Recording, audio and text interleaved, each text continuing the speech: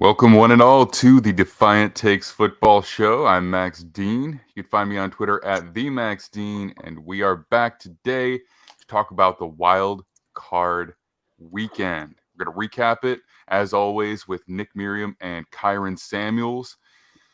Guys, I'm excited. This is our first show together doing Defiant Takes Football. Nick and I did one last week. We did the picks show, but this is our first time together. And I'm looking forward to it, man. It was a good weekend of football. And, who would have thought that of all of our teams, the Jags would be the last one in it? That's all I could say. But, Nick, how you doing today? I'm doing all right. I'm a little tired, but just this weekend a little bit, watching all the games, stayed up late a little bit. But, it was fun because these games were all great. I was not expecting to have good games every single game. I thought we'd have at least a couple blowouts, so happy to see it.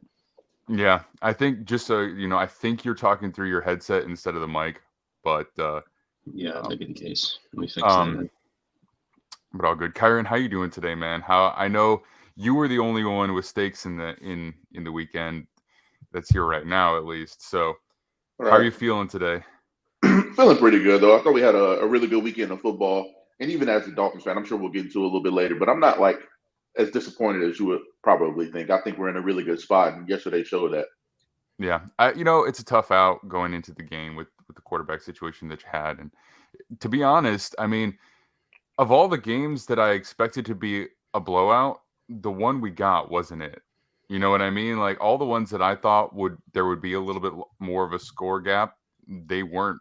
They were pretty tight games, and the first one we're going to talk about here was the only one that was a blowout, and I guess that's a testament to the 49ers. But the last thing before we get started today, Max Chadwick from Pro Football Focus is going to join us towards the end of the show to talk about the National Championship, the College Football Playoff. I haven't had him on since that, so Don't mean to be rude, cut you off here, but we just got breaking news. Okay. Ryan Jason has just been activated and is going to play tonight for the Buccaneers. Oh. For them.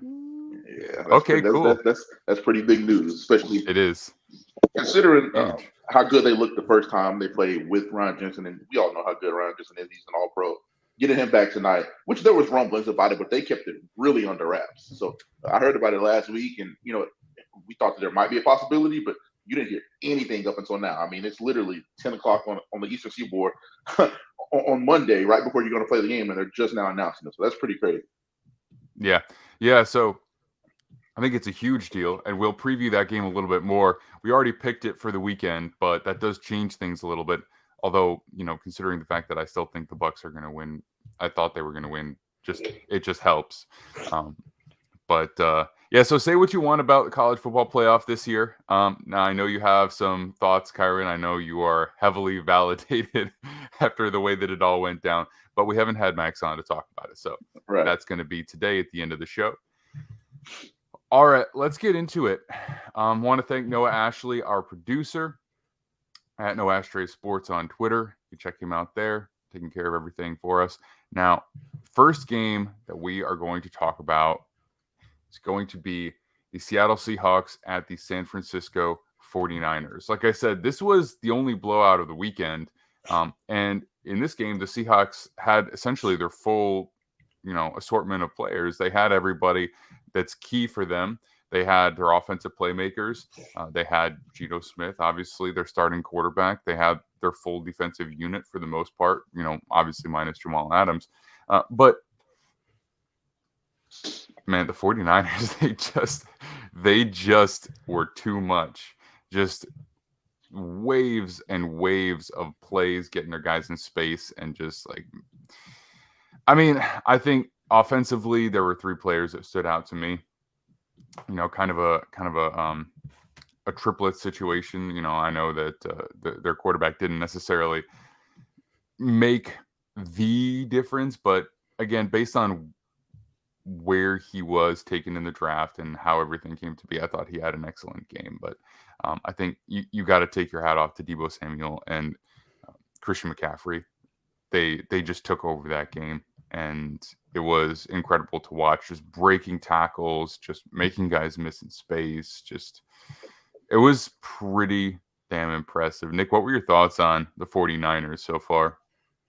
Well, like this is what happens when you have an explosive offense that's clicking late in the season. You can get a team like the Seahawks, who we know are worse than the 49ers on paper and have been for much of the year, but they played pretty well in this game. Like I know defensively they have some issues, we've known that, but this was about as well as the Seahawks could have shown up and play in this football game.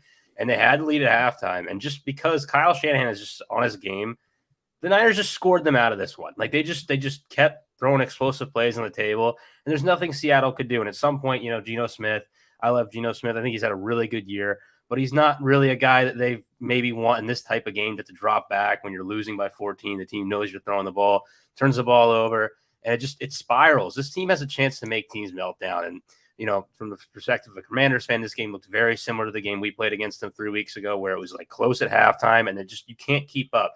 Eventually, Shanahan finds ways to push buttons with that defense and get guys in space. There was an early run from McCaffrey where it was just clear, like outside. It was a stretch play, and they got 3-on-3 on the edge, and he's the extra guy, and it's just 50 yards, bang. Like that was happening so consistently, and we hit the IU crosser 3 times, and the only thing that really changed is they inverted the play action the second time, and then the third time they inverted it again, and it's like the Seahawks just kept falling for it.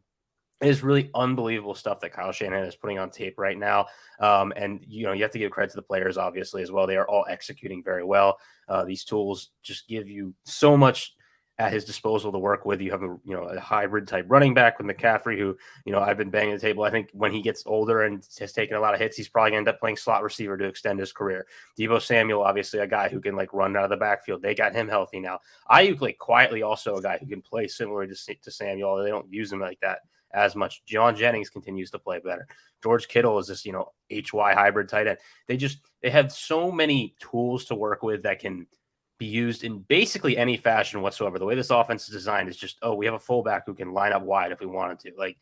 No one else has this, and Kyle Shanahan at his best is going to be very difficult to stop, especially when Brock Purdy can just continue making these throws. And I think the thing we haven't really talked about with him is the bonus to his game is his ability to extend plays. He has done an excellent job of making the correct decision, and then if it's not there, either spinning out of the pocket and throwing the ball away, or in some cases in this game, actually finding open receivers when extending plays to create other explosive plays that really weren't initially in the game plan that this offense has, quite frankly, not really had with Jimmy Garoppolo. Yeah, man.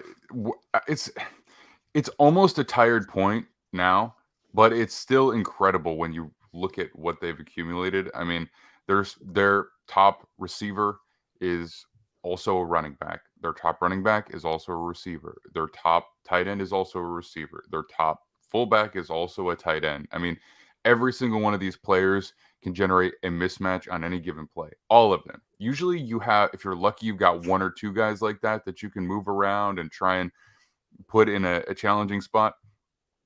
Literally every play. I mean, even Brandon Ayuk, you know what I mean? He's probably less overall versatile, but still, you know what I mean? He can run routes now.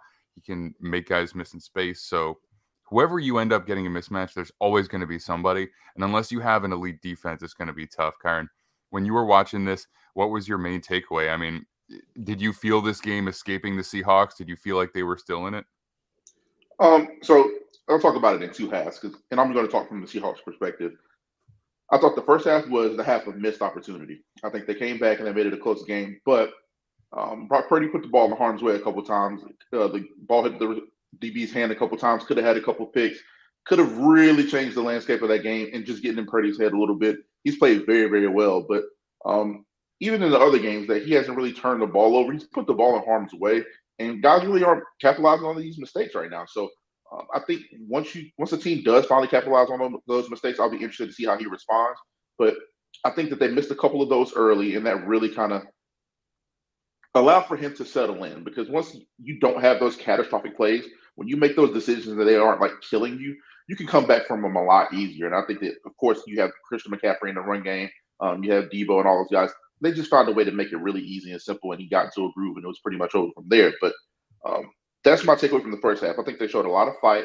I think Pete Carroll should be up there for the Coach of the Year. I don't think he should win it, but he should be up there with everybody in their Coach of the Year brackets because he's had a great year, and I think the Seahawks are in a great spot. The second half is what I want to talk about. I think you saw the deficiencies in that interior D-line and the edge start to show a lot, and I think that you should probably be encouraged if you're a Seahawks fan because you have that What is it, the 4th or the 5th pick? I'm not sure. I'm sure one of you guys know. 5th, I believe. It's fifth time. One of the two. They're picking really, really high in this draft, and you're going to be able to get hopefully a Jalen Carter, Will Anderson type kid.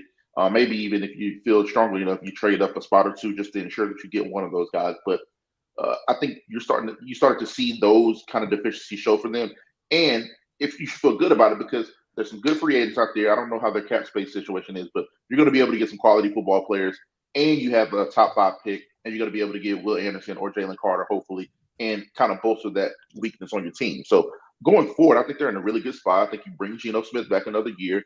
And the deficiencies they showed, especially late in the game and when it got tough, when they just started to grind it out and they couldn't do anything to stop it, those are the things that can be fixed in the offseason. And I think they should be really, really encouraged from what they saw.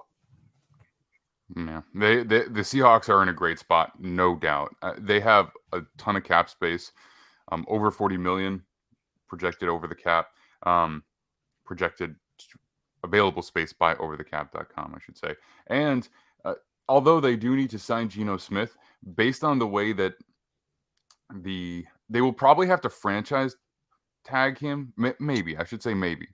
But based on the way that the TV deals should impact the cap next year, they should have absolutely no issue giving him a low hit in 2023 and letting it, balloon a little bit in the future, and that will still leave them plenty of flexibility. They're in a great spot. They haven't traditionally been a team that's very spendy in free agency, but they certainly have flexibility and options.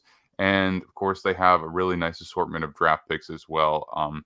I mean, I think it's going to be tough to trade up in this draft because there's so many quarterback needy teams. Like, it's going to be probably a little pricey, but they will have the opportunity to get an impactful player on the defensive front. If they're lucky, Will Anderson, I think, would be the most impactful for them. But I think any of those guys would be a big win. And ultimately, defensively, they just couldn't keep up. They really just couldn't keep up because I think they can score. We saw it. I mean, we saw explosive plays. We know what DK Metcalf can do. Kenneth Walker, I would say, played pretty well. Could have used some more help from that interior for sure. But the reality is, it's disappointing for sure in the moment. But big picture, you've got to walk away from this season being absolutely stoked. And I think, some people probably were a little more optimistic than others. But the reality is a lot of people were pretty down on the Seahawks, the regime, and everything after that Russell Wilson trade and the way that looked. And, boy, did he prove us wrong. But people thought they were going to be tanking this year for sure. I think they probably overexceeded 96% of everybody's expectations, especially within league circles. Nobody thought that they were going to be a playoff team this year. So huge shout out to Pete. I didn't think they were going to be a playoff team. I didn't think that they were going to be horrendous. But Geno playing the way he has is a big deal, and for sure. Shout out to Geno though. And there's been a lot of rumblings about who should win Comeback Player of the Year, and I think 100% it should be Saquon Barkley because he's coming back from injury. I think it's different when you're coming back from injury as opposed to finally getting your shot and just playing into your own, which is why I think we need a most improved player in the NFL. Yep. Because if there's a most improved player in the NFL, there's no question Geno Smith is the most improved player in football this year. He waited 9 years to get his chance, and he finally he had a Pro Bowl year, led the NFL in completion percentage, had a hell of a year. So shout out to Geno. He's the most improved player. And shout out to DK as well. I've been kind of a critic of DK over the years. I think he has a lot of raw ability, but he just plays football so far. He's just not a polished receiver by any means. He's just a go-get-it guy. But he had his best game as a pro, I believe, against one of the best secondaries in football. And I got to give him a shout out because he came to play and played his best game. They almost had a touchdown to him where Geno just throws it up and he has not even won it all, and he just shoves his way through the corner. That was crazy. That ball right by the pylon, that front pylon ball, that would have been one of the most because it looks like a miscommunication, but his raw, freakish athletic ability where he's just able to hit the Jets, he was able to hit the Jets and turn it on and almost get there. I mean, he could have caught that ball. Like, hell, I remember what you're saying, though. I remember watching wow, that's just crazy, that freakish athletic ability to turn it on like that. Just bully ball at the receiver position. But yeah, I agree with everything you guys said, what you said about Geno. It's like an all-time go in the tank and work type move from him. Just I quite honestly I'm kind of a Mountaineers homer. I always rooted for West Virginia, so I'm a big fan of Geno because of that. But he kind of got the short end of the stick with the way the media kind of pushed you around in the Jets market, and just I think it was tough. because I don't think he played poorly those first 2 years, but the broken jaw thing was kind of a tough look, and it wasn't necessarily like all his fault, but like, it wasn't great. And so he was immature coming into the league. Let's be honest. He was not the most mature player. Yes. But I don't think he played poorly either. It's funny, though. It's funny though, compared to what we have now, like the guys that we have now, like the kind of personalities that we have and kind of like the production we're seeing from a lot of young quarterbacks on the field. What Geno was then is like exponentially better than most of these guys now. So it's just funny, like how times change and how we view, like you said, the maturity issues. Like compare him to a Zach Wilson, compare him to some of the other young quarterbacks we've seen. And this league's better. But I think the NFL and the landscape and even media, how we consume media, was totally different then. That was a decade ago. I mean, it's just totally different. I remember following that draft closely as a Jets fan, and I was concerned they would take him because they needed a quarterback. They ended up taking him high in the second round, and I didn't really know how to feel about that. I was like, at least it wasn't a first-round pick. But look, man, he won 8 games as a rookie with a pretty questionable Jets team. Yeah. You know what I mean? Like that's something. That's not nothing. And yes, there was other issues. But last thing I want to say about DK, though, how about that catch that he had where he's basically bobbling it and then catches it falling forward into a defender and still holds on to it? Like, that is so much raw strength. It's unbelievable. But Nick, I want to let you finish making your point, and we can talk a little bit about the 49ers before we move on. Yeah, it's just credit to waiting as long as he did and then getting his opportunity and playing well, because it's just so difficult to do something like that, to be that patient and then show up when you have to. And it's very impressive, and hats off. It shows maturity from his part. 100%. How about the 49ers defense? I think we've got to show them some love as well, because, they were ferocious nonstop. They were doing their thing. A couple of breakdowns in the secondary, but when you're facing DK Metcalf, when you're facing top receivers, that can happen a little bit. Just generally very good play overall. I remember, Kyron, you had a tweet about Eric Armstead early on, and it is pretty interesting about what he's able to do, because like when you're that long, sometimes you're not like, your core is not condensed enough to have the kind of power that he has, and his arms are just so freaking long. But really unique player. Nick Bosa showed up, made, defensive player of the year type plays again. They just have an incredible assortment of players that, that maybe like doesn't have the same versatility, so to speak, as their offensive players, but just talent and depth across the board. And right now they're largely healthy. So this is a scary team going forward. I picked them as the NFC representative before, like this past weekend, before we started the games. And I'm feeling pretty good about that. I picked them to lose to the Bills, but I'm like, I don't know now. I mean, it's pretty good. Yeah. I don't know about the Bills either at this point. We'll talk about them though. Yeah, they're coming up here for sure. Anything else on the defense? Because I do want to get in my Brock Purdy conversation, but we have time. We only have a few games to go over. We got plenty of time, and I want to give each one of them their due. Yeah, I mean, with Purdy, it's just like, I don't think anyone really knows still. It's just, he's making the throws he should, and that's kind of very important. And that's, to this point, like, okay, he's definitely put the ball in harm's way and is getting a little lucky at this point. So we'll see if he has that letdown game, but just kind of waiting for it. Hasn't happened yet, so who knows? Maybe it won't happen. He's being helped out a lot. I mean, let's be honest. But for me, it's, look, people are talking about how he didn't have to make any tight window throws or just a couple. I mean, like, yes, but he also wasn't just operating from a clean pocket nonstop. Like, he had multiple plays where he's hitting the ball. He's hitting the running back in the flat, but like, he's not just like reading, turning, hitting. He's escaping pressure. He's, throwing on the move and like flipping his body angle so that he can hit that. And it's like, there is a poise there that is not consistent with being a late round rookie. You know what I mean? He doesn't have the biggest arm ever. Yeah, like, are there times where the ball is a little behind? Yes, but I think reps are going to help that. And the reality is the poise that he's operating with, just as a passer, as a quarterback, is extremely, extremely impressive. And I think, again, helped by his offense, no doubt. But I'm very impressed, very, very impressed, because this is a big stage.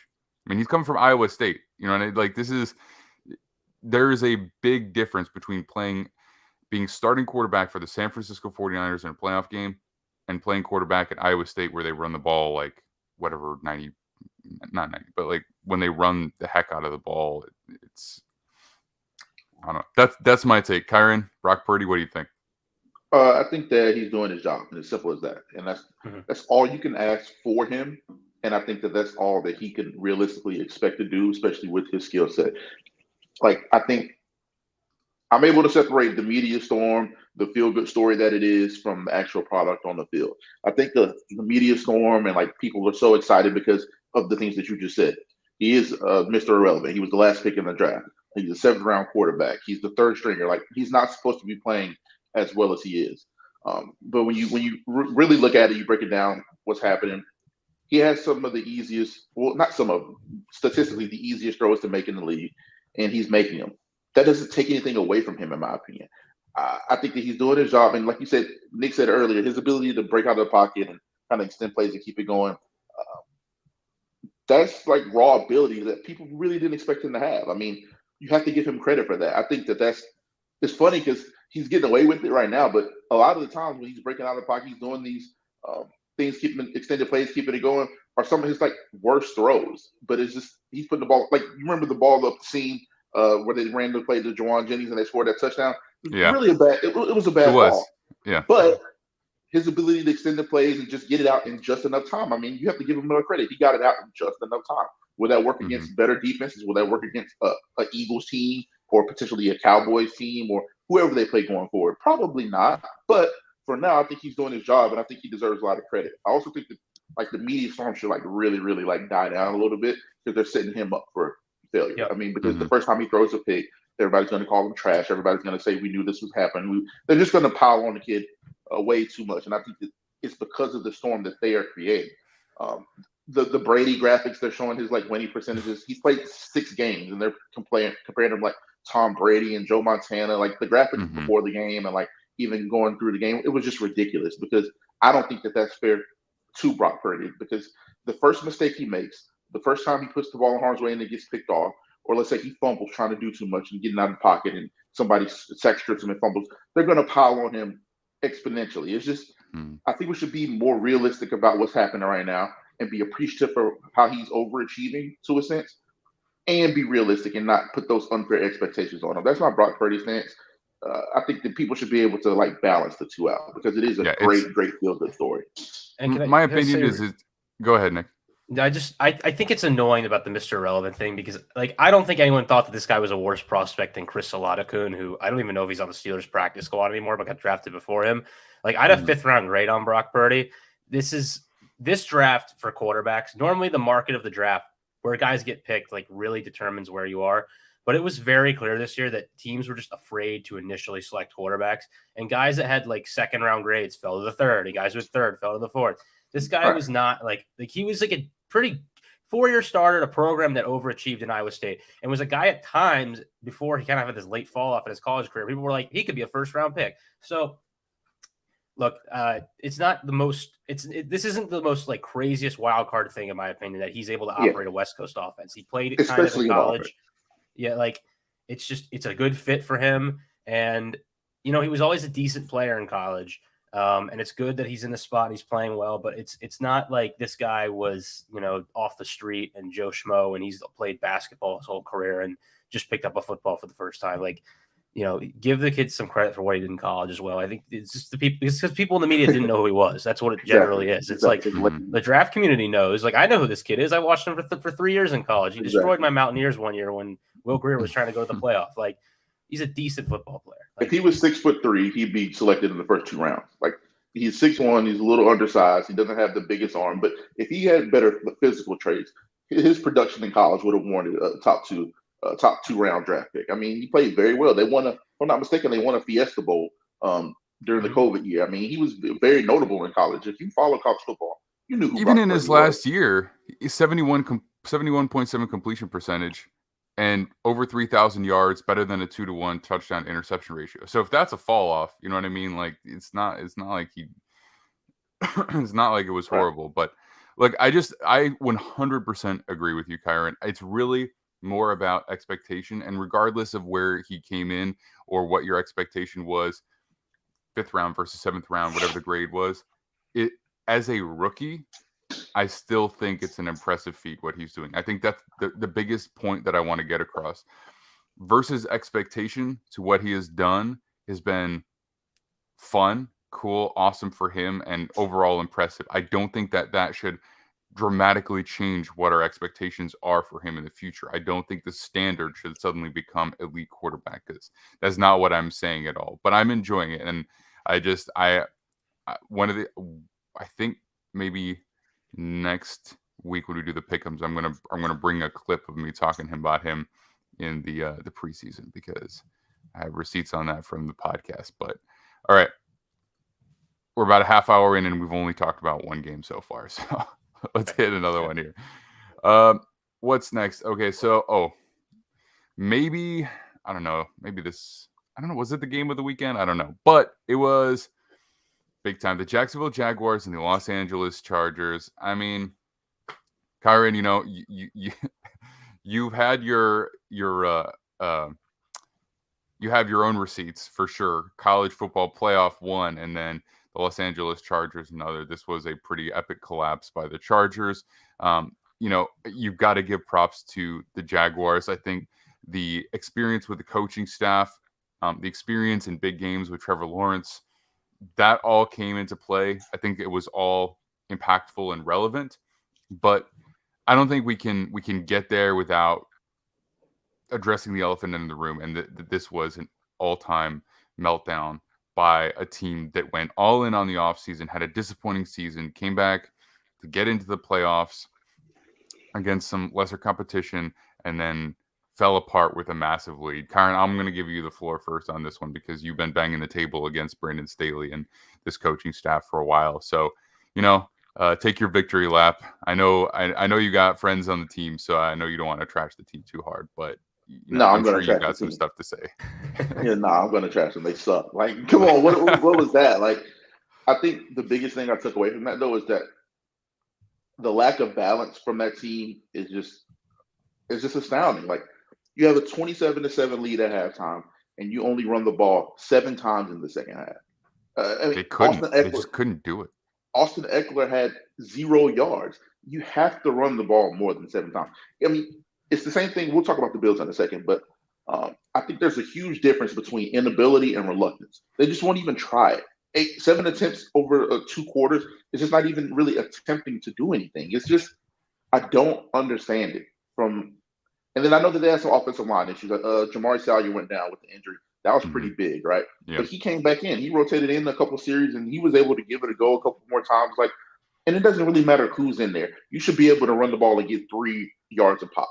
I mean, if you're going to commit to the run game, get 3 yards, and you're going to run stick anyway. To Joe Lombardi, who's just spamming Madden. Like, he's just playing Madden out there. It's just impossible. So you get to 2nd and 7, get to 2nd and 5, get to 3rd and 3, and you're going to run these short, quick concepts anyway. Like, I just don't understand the game plan here. Before I even get to Staley and like the way those terrible challenges, burning those timeouts, like it's just ineptitude, top to bottom. And I feel bad for those players. I feel bad for the defense on one end, because you force 5 turnovers, you should never lose a football game ever. But on the other hand, you force 5 turnovers in the first half, and then you give up 5 scores in the second half. Like, you can't. There's a balance there. Like, people talk about how you should never lose when you have 5 turnovers, which is true, but context in the game matters as well. If you have them all in the first half and then you kind of crap the bed in the second half, it usually balances out. The same for the offense. People were like, well, they gave the offense short fields all day. That's true, but we see a lot of offenses never score touchdowns in those situations.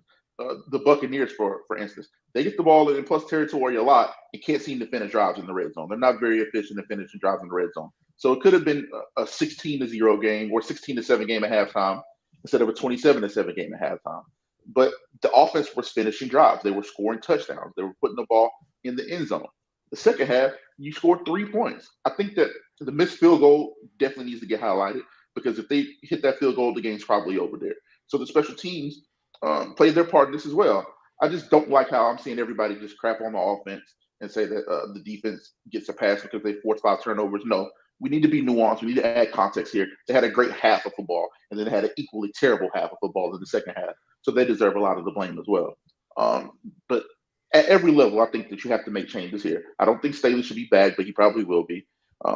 But I think Telesco has to go. I think he has to go. I think offensive coordinator Joe Lombardi has to go. There just has to be change. You're 19 and 16 the last 2 years. With all the money you spent on this team, with all the expectation, you're barely above 500. Something has to change here because it's never going to get easier. You have the Chiefs in the division. Seemingly, Tom Brady's going to be a Las Vegas Raider next year. There's a lot of stuff that can happen. We don't know who's going to be the head coach at the Broncos. That team, that defense is ready to go. They're going to be really good, and they could be really good offense depending on who's in there, how much Russell Wilson can get back to standard. So you have to make changes, top to bottom, in my opinion. And last thing before I pass to you guys, I have a friend on the offense and I have a friend on the defense. And I'm not going to put names, I'm not going to say anything. I'm not going to get into the conversation we had, but let's just say they're very, very different in who they think is to blame. And I can kind of, you can kind of infer they both feel like their side of the ball did enough to win that football game. So I'm just saying, I don't know how on the same page everybody is in that building, because one guy thinks a lot of changes should be made. The other guy thinks that they're fine and they just need to find a way to win. We need to get I won't say who, but they think one guy needs to go and he's not even on the staff. So it's dysfunction there right now. And I think that it's because they don't have a true leader. They like Staley. They don't love and respect Staley. Did you see how, imagine if Joey Bosa did that same thing with the helmet to Bill Belichick or Mike Tomlin or Andy Reid. He would never do that. When he got that penalty and he threw his helmet down, Staley picked it back up and gave it to him, and he slammed it right back down right in front of his head coach. To me, that shows a little bit of a lack of respect, a lack of reverence for your coach. You would never do that to Mike Tomlin. You would never do that to Bill Belichick or Andy Reid. No. I could go down the list, but to me, that showed a lot how they view the guy. So go ahead. I just had I was going to bring up the Bosa thing too, and even though with that, I find it ridiculous. Like, Bosa's a veteran at this point in the league. He's a really good football player. Like, I don't care how bad you think the calls are. I don't care how frustrated you are. Like, you just can't do that at that point in the game. Like, that, quite frankly, like, you don't have that penalty. They kick the extra point. Like, we're in overtime. Like, it's just, you gotta control your anger there. It's just, I don't know. That was I rewatched this game back because I didn't see the whole thing, and obviously things were spiraling for the Chargers, and it was very difficult. And I've been in that. I've been in games like that myself, not in football but in rugby, where we've blown big leads, and it's extremely frustrating. You're starting to think about the end of the game, and you're like, oh my God, I know where this is going. But you just, like, the self-destructing is the worst thing you can do, and that's effectively what happened there. And it's not great. Yep. Be a and I want to point out something too. Like, you got to give the defense some overall credit. But I mean, 3 of those interceptions were made by one player. I mean, one player had an incredible half of football. I think he even had a good game. I mean, he played well in the second half. But, like, one player, a great defense does not make. Even Aaron Donald needed Jalen Ramsey. Like, you got to have more from more guys than that. Like, I love Asante Samuel.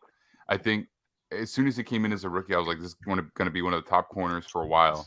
But that's the fact that he was able to get his hands on the ball, both in great play, but also like some slightly fluky situations too. Like, awesome. But like that, it's just not enough. That's not enough. This is a roster build problem, though. And the more you go back and look at it, we talked about we liked how they drafted in previous years. The more I look at it, though, it's early picks. They're doing well, not well in the late picks, right? So we have all these units. It's like we got a player that does something really good, and maybe a couple other players that do the same thing. There's no what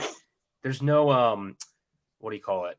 Like their units, whatever their unit is good at, that's all they're good at, right? Their edge rush, they get good pass rush from their edge players. They have like aggressive corners, and then it's like the middle of the field is wide open, and their offensive line, like when healthy, is really good at pass protecting, but they never maul in the run game. And then it's like the receivers, they've got one guy who's like really good at getting open short into the slot, and they got one guy who's good at possession deep balls, and then they're never healthy either. And Eckler's and Herbert are maybe their most consistent players, and you just, as much as like you love the running back and a quarterback, like we've seen this offense can't operate if it's just them playing well. And it's tough. Like, they don't have a backup plan if their initial game plan doesn't work.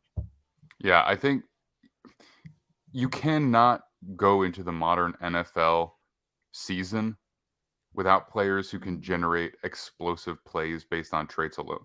And you also can't exclusively rely on that, but you cannot enter a season and just not even have it. They just don't have anybody with top end speed, not even one player who's like a designated proper deep threat that just forces you to be cognizant. I know that Mike Williams can do that to some degree, but that's all physicality. It's all go up and get it. And he plays physically. He misses time sometimes because of it. And if you go up against a physical corner, that's it. He can basically take him out of the game. If you don't have a guy who forces safety help based on speed alone, like that, you can also give, end arounds and stuff that just forces the defense to be stretched vertically and horizontally. You just can't do it. You cannot do it. That is a fundamental failure. I don't want to give them that much bail though, because we just watched the New York Giants win a playoff football game. There's too many teams with personnel issues. The Miami Dolphins yesterday. I mean, of course they have. The Dolphins have multiple guys with that kind of speed. They have They have a patchwork offensive line at best. They have zero running game. They don't have a consistent blocking. Durham Smythe is good blocking, but he's not a receiving threat. Mike Gesicki's a good receiving threat, but he can't block. It's very clear what they're doing based off personnel. Like, they have significant deficiencies in the roster, in the makeup of the team, regardless of the talent. There's too many teams winning despite that for me to give them a pass here. Yeah, so I should say lump the coaching. It wasn't a pass. I'm saying it was a failure, both ends. That's fair. Go ahead. Their coaching does like one or two things well, and everything else it's like whatever. Like we forget. Like it's the same with the coaching. Like it's just this is a theme throughout everything right now with their football side of the organization. I want to say really quick. If we get Chadwick on later, we're going to talk about this. Victory lap from us. I'm not a betting guy, so I don't. But I was telling people to bet at halftime Jacksonville money line because it's like they turn the ball over 5 times and they're down 20 at half. And in terms of like offensive, I'm pretty certain the yards per play from these teams are about the same at halftime. Jacksonville had the one real drive in this game was Jacksonville at half. Chargers may have had one touchdown drive that was from a punt. They had all these short fields. They kicked 2 field goals, didn't capitalize and get in the end zone and really ice the game that way. And then it's like, all right, well, we haven't really seen these teams play football without all these turnovers. So Jacksonville might just be the better team as we saw earlier in the season. And if they play better, things could start spiraling as they did from an organization that has shown ability to do this. So, like people are probably shocked about this. Some people were very shocked about this comeback. I think that the writing was a little bit on the wall with this, just because as long as Trevor Lawrence was able to stay cool and make throws, you put pressure on this Chargers team. Like we said, you don't have a backup plan. You put some pressure on them, you could crumble, Unbelievable backbone. Yeah. No, but still, I want to say unbelievable backbone for Trevor Lawrence, because how many players throw 4 picks and a half and they're at his experience level and age, and his entire team still believes in him, plays hard, stays focused. I want to give credit to that. I'm going to throw it to you, Kyron, but here's a stat that is damning, especially for the offense. They had a 27-point lead going into halftime. They couldn't run the ball. You know who is a massive, explosive player who can run? Justin Herbert. Go ahead. How many carries do you think he had in the entire game? Probably 0 for 12 yards. Carries. Exactly. Yeah. How do you not utilize that at least to just put yourself in 2nd and 3, so that you can actually like give yourself some flexibility, burn the clock? How can you not even try that? Afraid to be creative. I want to go back even a week further. I mean, a guy by the name of Mike Williams would have been pretty useful in that game Saturday in that second half. Huh?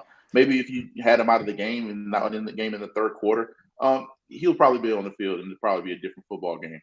Still, you don't get any excuses. You were up 27-0. You're up 30-20 going into the fourth quarter. There was too many opportunities to win that football game. The Jags Jags responded well, but I didn't see anything that was just like that justified them coming back from 27-0. I mean, there's just nothing. There's zero excuse. I think Rich Eisen posted it right after the game. It's the first time that a team that had a 27-point lead in NFL playoff history has lost a football game. There were 1-26 after the game. So it's like you literally had a historic all-time collapse. They have money issues. They can't pay everybody. The defense is going to look very different, and it should. But they have to pay these guys. You're going to have to pay Rashawn Slater after next year. You might want to get that done. You got to pay Herbert. Honestly, you may have to move on from one or maybe both, Keenan or Mike. One of those guys has to go, in my opinion. I think they both are going to be gone. Yeah, the makeup of that team is going to look extremely different next year. You still have offensive line issues. I think Jamari Salyer had a hell of a year at left tackle, but he's not Rashawn Slater. I think he could be a Pro Bowl level guy. He showed that he could play at an elite level when he's on. But what do you do offensive line? Are you going to move him to guard? Are you going to move him to right tackle? What do you do there? I think right tackle or right tackle. You got to try him in other spots. It's just there's going to be a lot of shuffling up and on that team, and I don't see a light at the end of the tunnel, especially because of the division that they're in. Yeah, we talked about this, Kyron, you and I, in a Twitter Spaces before.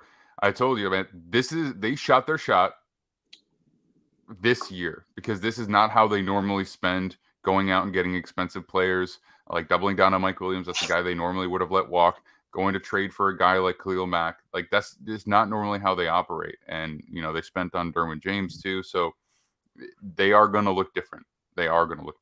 And I think it's been less than 48 hours, so that we will probably still see changes on the staff. But all right, we got to keep moving here, even though we could do this all day. I know we didn't talk about the Jags enough. Sorry about that to the Jags fans. Sorry about that to Reagan. Reagan doesn't care though. Reagan's happy. Reagan's going to watch the Jags play Patrick Mahomes in Kansas City. So he's you're ahead of schedule. Right, good stuff, Jags. Yeah, quarterback's playing well. Coaching staff's good enough.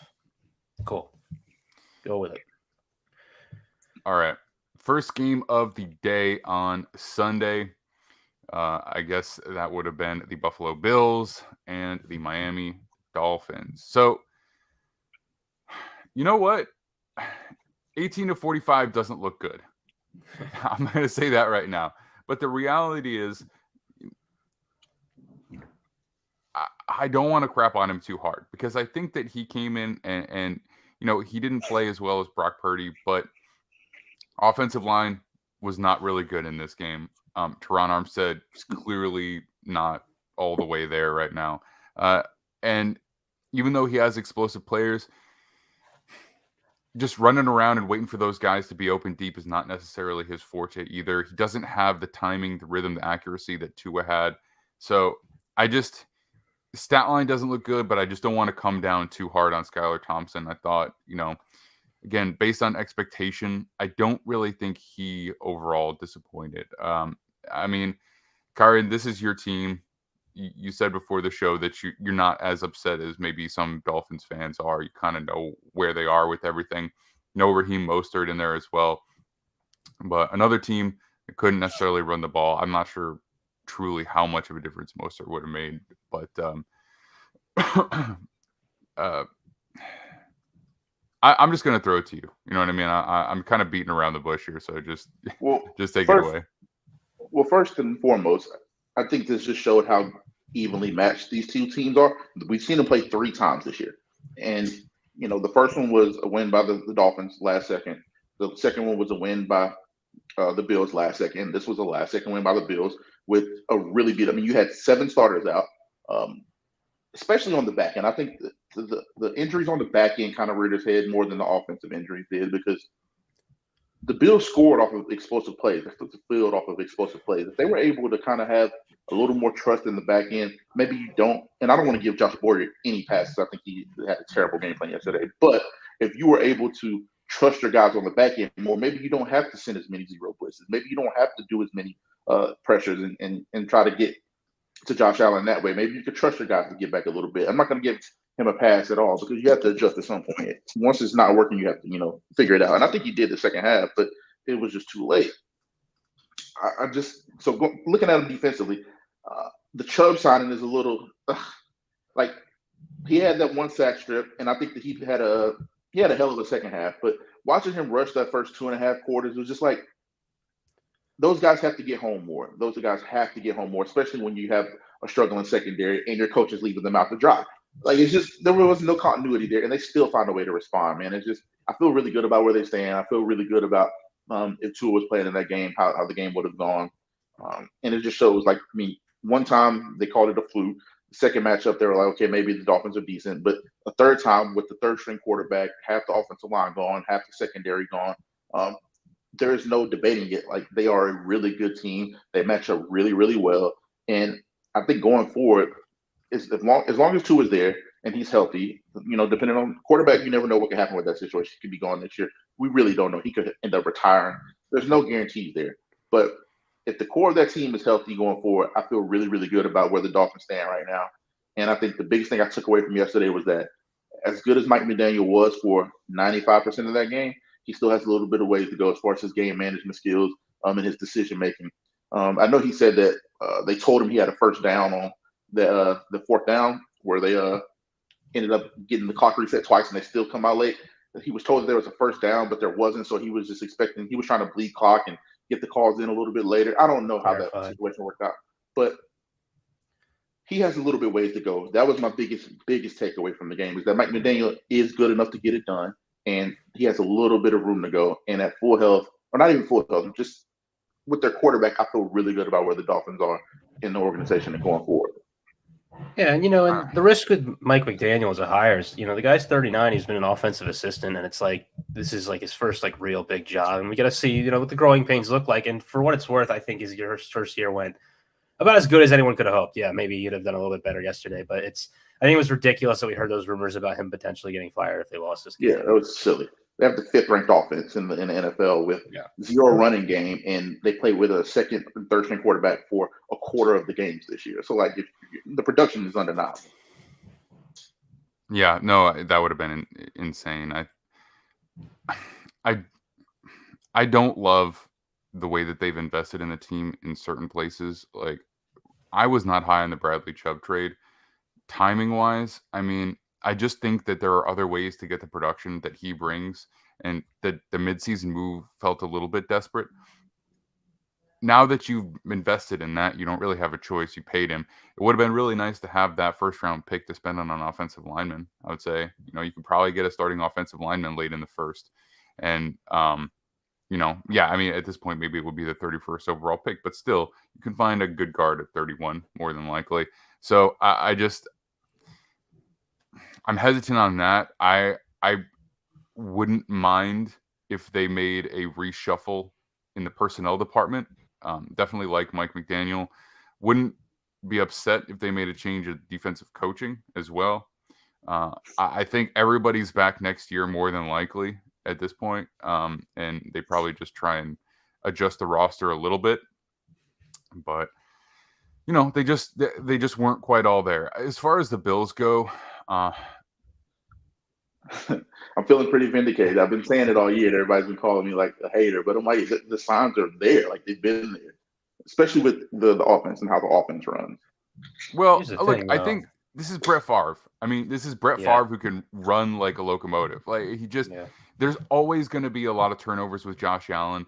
He's probably never going to have the sustained Super Bowl success of a guy like a Brady or a Mahomes because of those turnover tendencies, but they're always going to win a lot of games. They're always going to be in the playoffs. They're probably going to go to like 2 Super Bowls in his tenure, probably going to win one of them, because when he's hot, he's like crazy hot.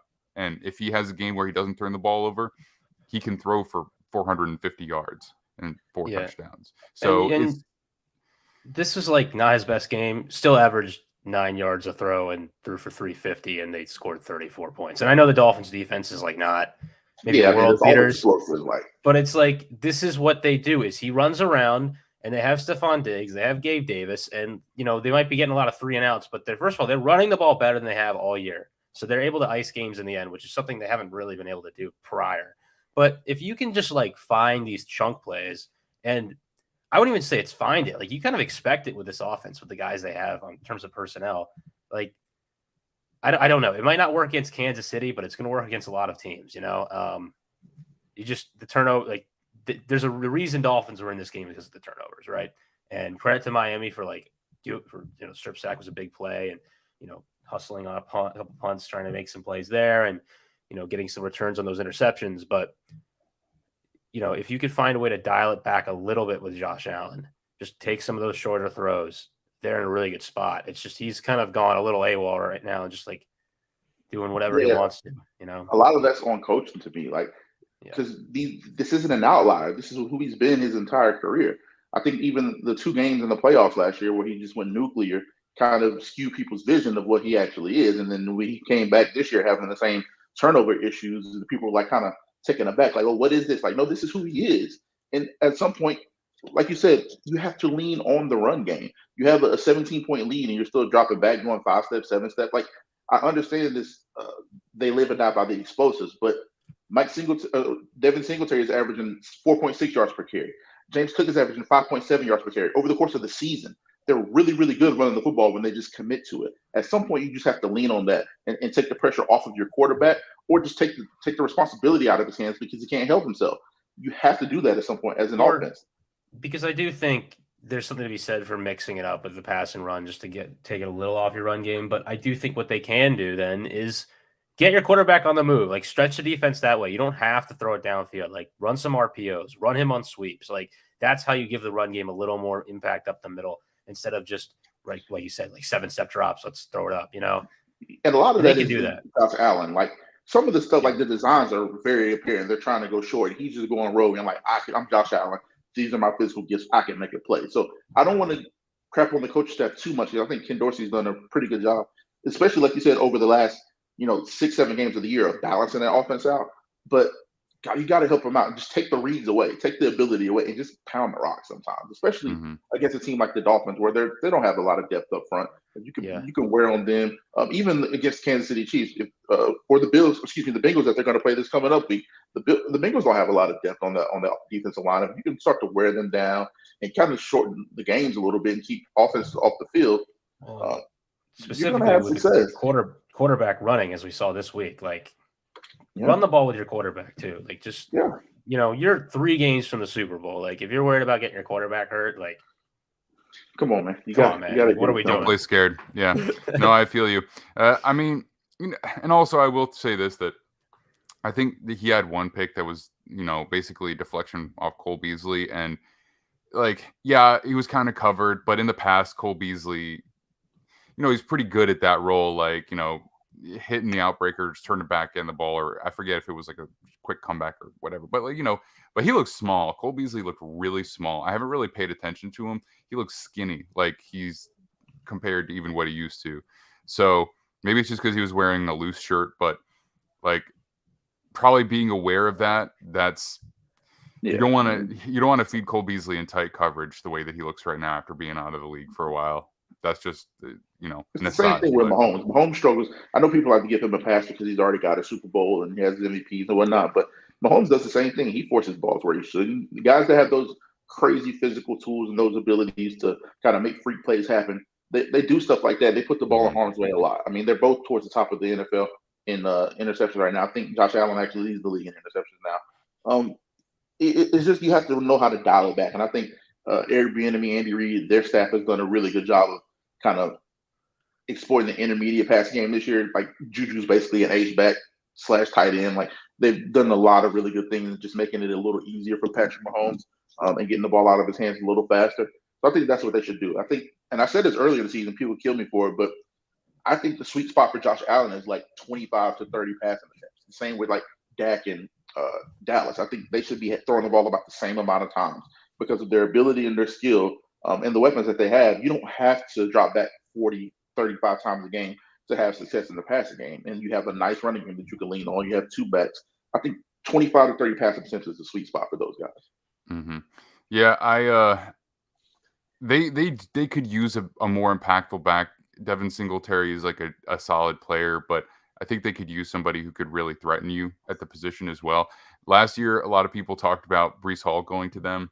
And, there were a lot of people like, the Bills, like, do they really need a running back? I think, injury aside, that would have been a really nice pickup for them because then you can feel pretty comfortable taking the ball out of Josh Allen's hands because you're not feeding Devin Singletary, which is, it might be 4.6 yards carry, but that's like a consistent 4.6. And eventually the defense can key in on that. And probably that will come down with with more carries. A guy like Breece Hall, or potentially the conversation will start 100% soon, Bijan Robinson. player like that changes. So if you do want to commit to running the ball, consider taking a more explosive player. And I think that's a distinct possibility. They keep running inside zone with James Cook. Get that guy on the outside a little bit. He's fast. Like, that's what you draft him for.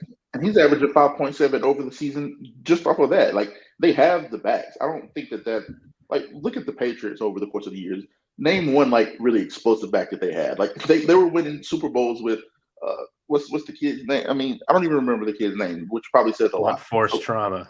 Yeah, but it's they more of a LeGarrette Blount, James White. I mean, they're winning with Danny Woodhead. I mean, you don't have to have the explosive back. But those guys weren't even really running. I mean, LeGarrette Blount was, but like James White and Danny Woodhead, they weren't even running the ball. So if you're trying to make a case for rushing the ball, like those guys ain't it.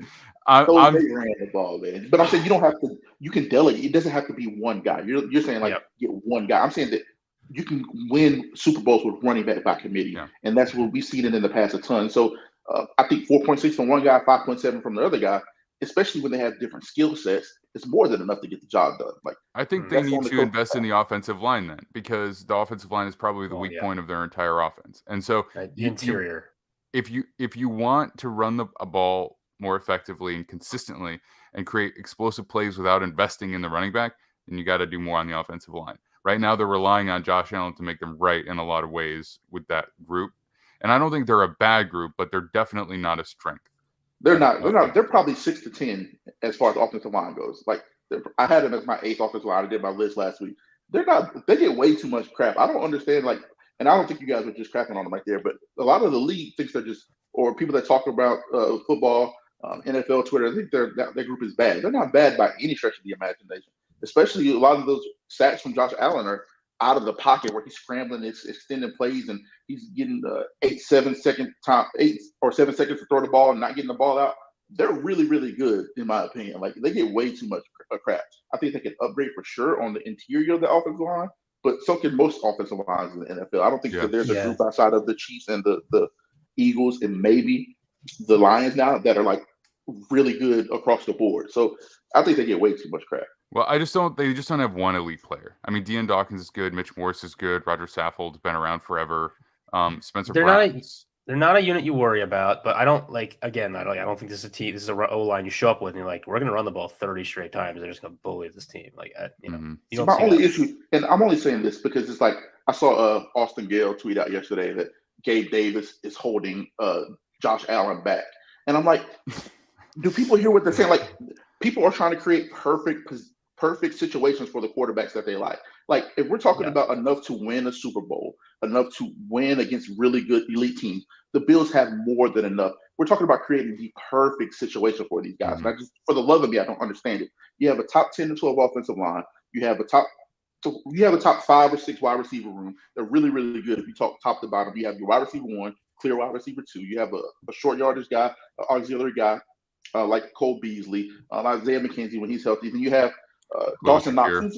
Yeah, him. He had some crazy catches yesterday. So shout out to him. Then you have Dawson Knox at tight end. You have more than enough. So I hate when people try to create these perfect situations for the guys they like. Like Gabe Davis slander. Like, what? He's a great wide receiver too. Like, you can't ask for much better wide receiver too than that guy. Especially because he complements what Stephon Diggs does pretty well. Correct. I would say. But, correct. Like, I don't want to keep going on because I hate people, the way people talk about the Bills, man. It just kills me because they're like, on one week they're like the best team in the league. Josh Allen's the best quarterback ever. Then the next week is like, oh my God, they have all these deficiencies and now he needs this, and this to succeed. Like, be consistent. That's my only thing. That's what you get when your quarterback is like a Brett Favre and it's like this, But I will say I love Khalil Shakir. He was a 34th player on my board this year. It was a big guy that I was like really upset slid in the draft. He had a big drop in this game that probably changes the outlook if he catches that one. But hopefully they can make those plays later down the stretch because I still believe that they can win the Super Bowl, but they got some things to sort out for sure, as we've discussed. Yeah, I think they need some things to bounce their way, but I just also think that they can win any game they're in. And so I picking them versus the Chiefs versus the Bengals, I don't necessarily know, if there's a real reason that I picked one versus the other. I mean, I think before the playoffs started, there was a lot of emotional momentum with everything that happened with DeMar Hamlin. So I felt like maybe that would give them a potential edge, but I wouldn't even know who to pick between the three of those teams, to be perfectly honest. So I'm going to roll with that pick right now, but it's not like they are the clear most complete team in the AFC or anything. I think Von Miller would have helped a lot in this game because that would have been probably even harder for the Dolphins to block up. But everybody deals with attrition, so we'll see how things go forward. Anything else on this game? Because we've got 2 more to hit before we get Max Chadwick on, and I think we're on a pretty decent pace, but want to make sure we don't give one game to, a shortchanged conversation. Let's move to Vikings Giants. All right. Oh my God. I pounded the table for the Jets to hire Brian Daboll after the Adam Gase firing. I wanted him to come to the Jets so badly. And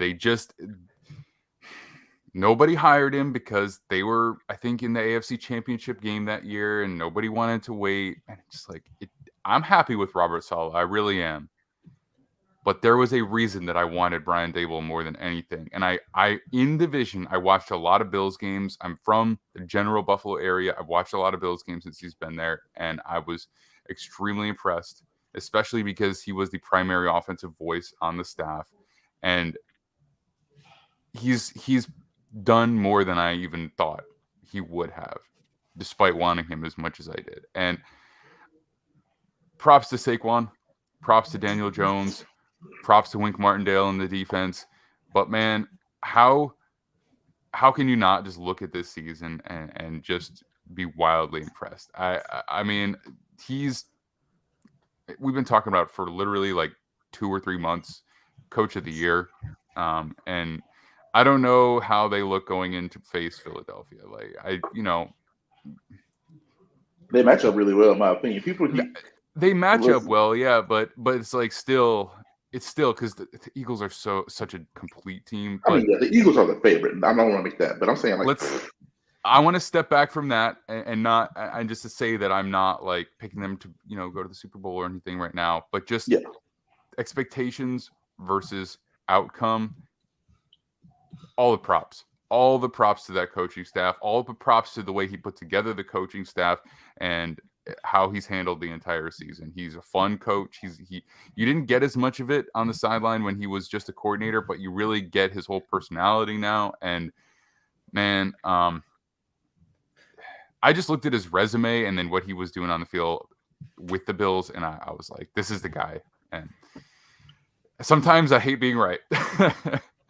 But yeah, man, just dive into the game, Nick. I'll throw it to you first on this one.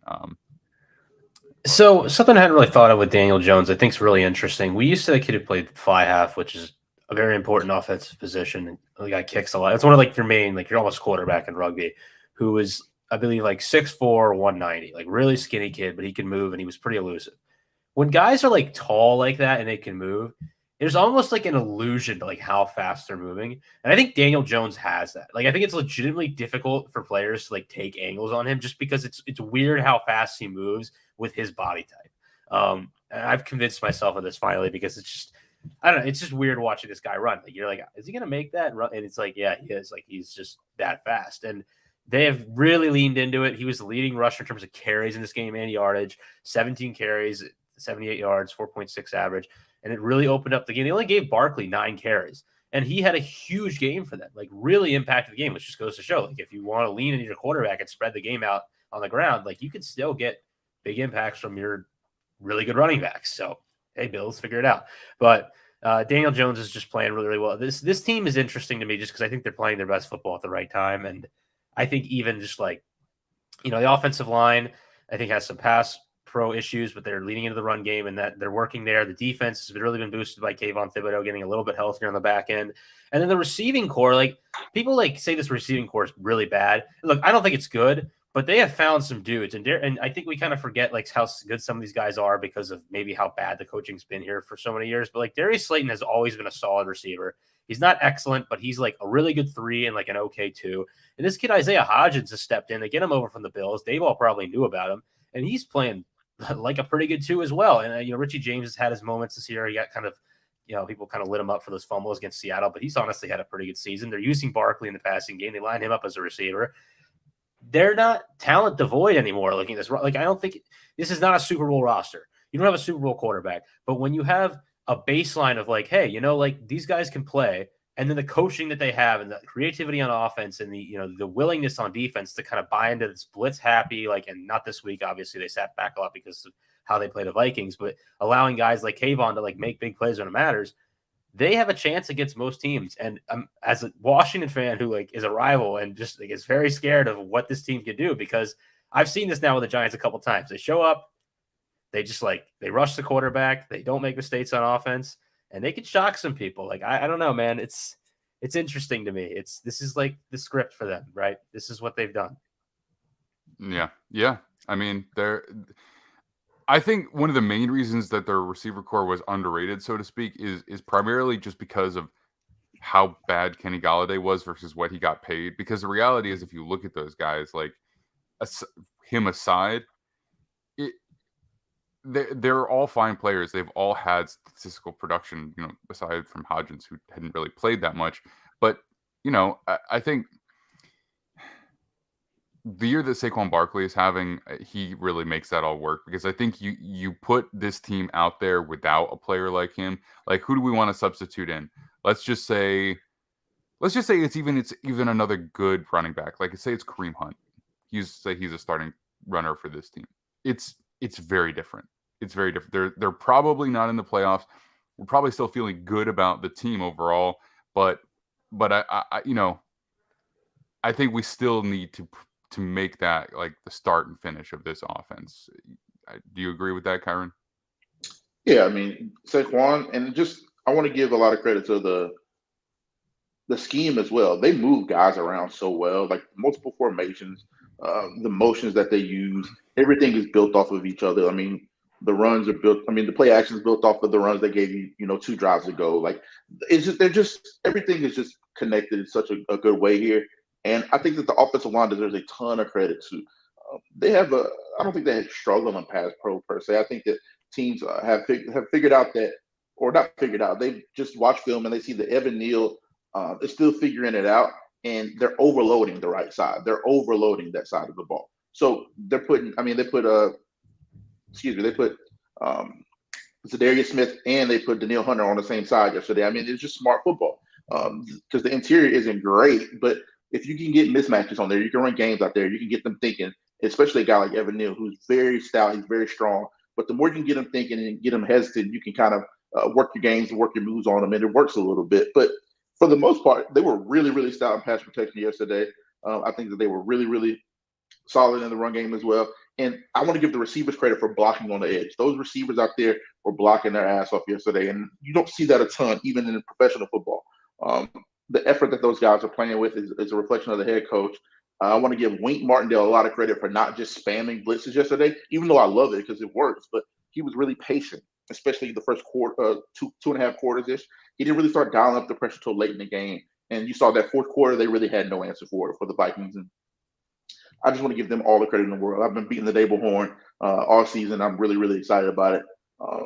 I think one thing I do want to say, though, is that shout out to Kirk Cousins because he played a damn good football yesterday, and people are giving him hell for that last play, which was just idiotic. I mean, go back and watch that play. There's nowhere else to go with the football. Everybody else is literally anywhere else he throws that football, it's an interception. I mean, you could throw it up. It's 4th down. Maybe throw it up and just hope for a prayer. But then he throws the interception. People are going to shit on him anyway. So it's like there was no win. I think people would have shit on him less if he threw it up. But it's he played very well. He played well. I gotta say this. I want to say this. First of all, thank you, Noah, for the breaking news. CJ Stroud is officially declared for the draft. We should wait for Max to talk about that. I feel like we'll talk about it more.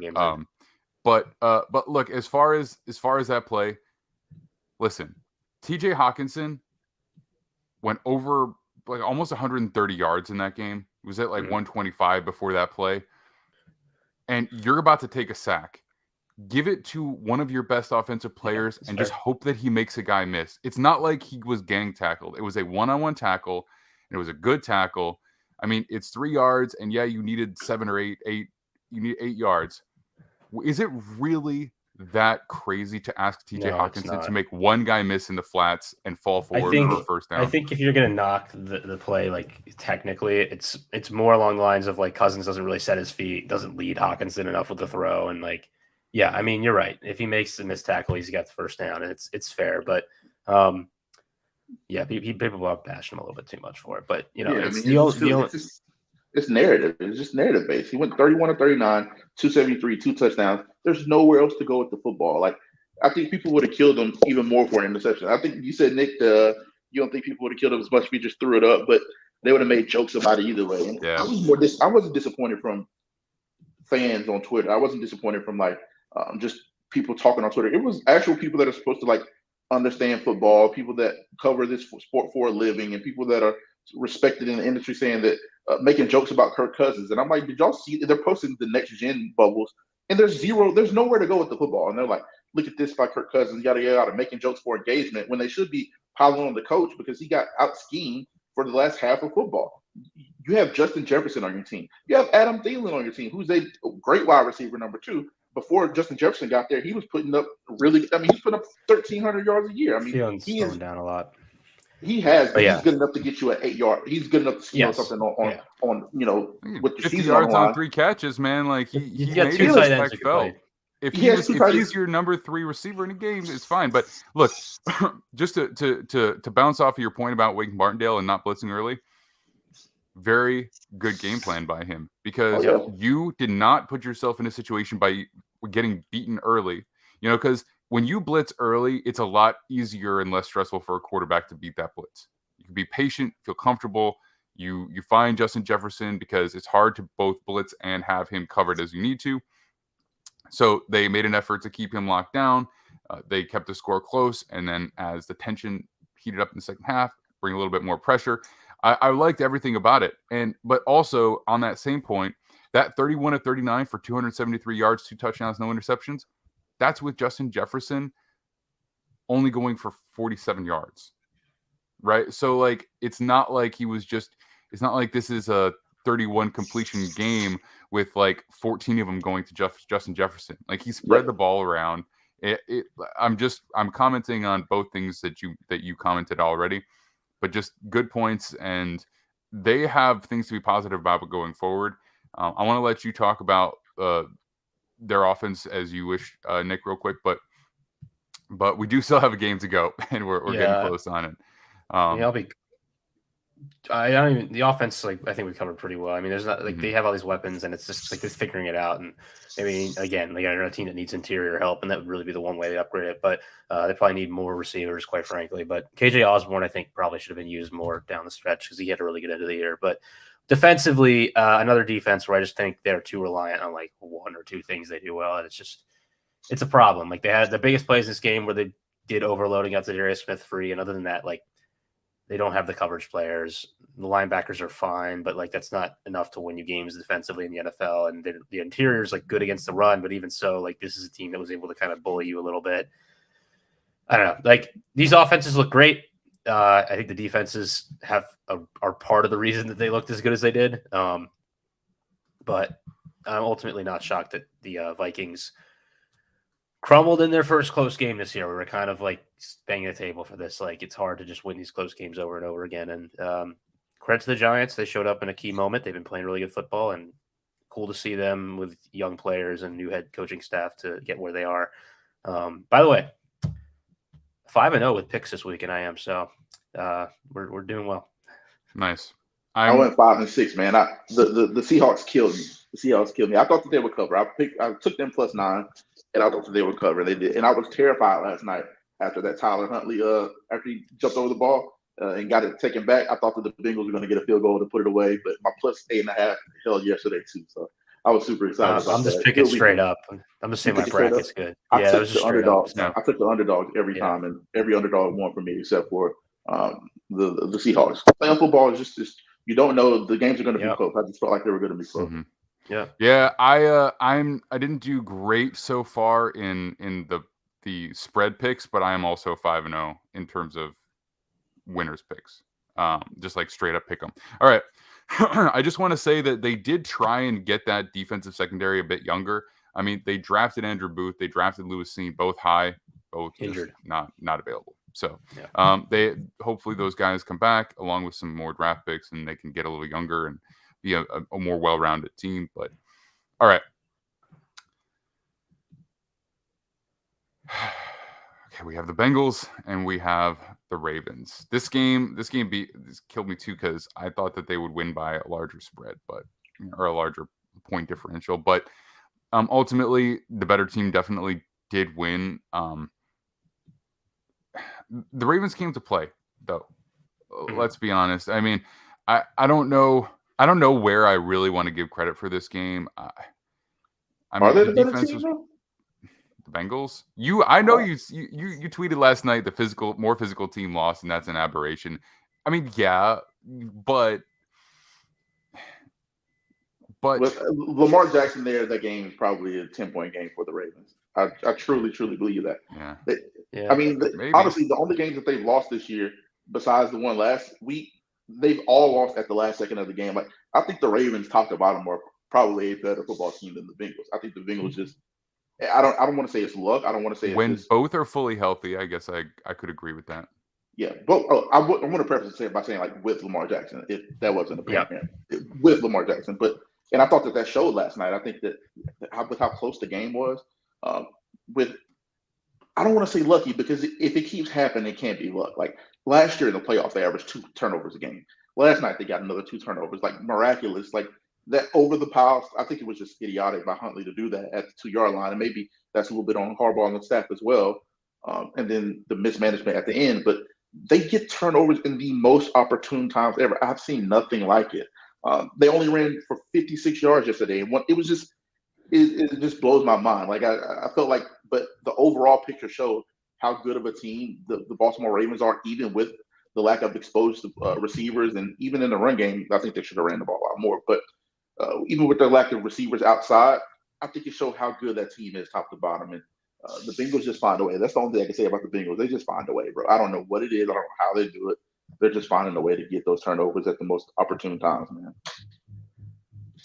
Well, I think they're gamers. I mean, I think, we kind of see how the Ravens respond at the end of this game. Like, there seemed to be a lot of, I don't want to say, like, it wasn't like blatant finger pointing, but there was a lot of, like, players were upset a little bit by how this game went down. I think in terms of the way it was managed. Obviously, Dobbins wanted the ball in the red zone. That was a whole thing. And I'm not that I think Zach Taylor is like this excellent coach, but quite frankly, like, I just think Joe Burrow's leadership has really culturally changed the way this team operates. Like, I think they're cool under pressure. They operate well in clutch situations. But yeah, this is not something they need to be doing every week. Like, this is a game that they're lucky to get free from. I think Tyler Huntley starting a quarterback almost certainly is the difference between them winning and losing this football game. Lamar Jackson probably either scores on that 1-yard run or, they score more points somewhere else. He definitely doesn't fumble that play because he's definitely had more reps and knows what he's doing in that situation. And not only that, it's just it's kind of crazy, to get, it's extremely lucky to get that bounce of the ball where now your defensive end has a 5-yard head start and it just goes right into it. That's luck too. Let's be completely honest. The fact that ball was able to be returned for 99 yards, there's a little bit of a lucky bounce there. And the Bengals had some offensive line injuries. You got to credit their offense for being able to kind of, especially Burrow, to be able to just kind of find his guys on quick out routes, comebacks over and over again to squeak out some points here and there to keep them in it. But yeah, physically they were overmatched in this game. The Ravens were running the ball down their throats and just didn't convert in the red zone with 2 opportunities late in the game, mismanaged the end of it. And the Bengals survive, but they're probably not going to win many games playing like this. Well, I just want to say, yeah, I mean, I think they can get more explosive against different defenses. I think, the Bills, they could probably have an opportunity to do that. The Bills defense it operates differently than the Ravens, and they could probably run the ball more effectively, even without a wildly different game plan, just because of the personnel on the Bills. But I think what you talk about with their culture in the locker room is absolutely true. And I just think even when you're struggling offensively, struggling is in quotes. Like Joe Burrow's performance of 23 for 32, 209 and a touchdown, yeah, maybe it's not like a crazy good stat line, but also like for a struggling stat line, that's still high efficiency without interceptions. You know what I mean? Like that is something that will keep you in games. Like if you're not trying to force the ball, if those struggles are limited to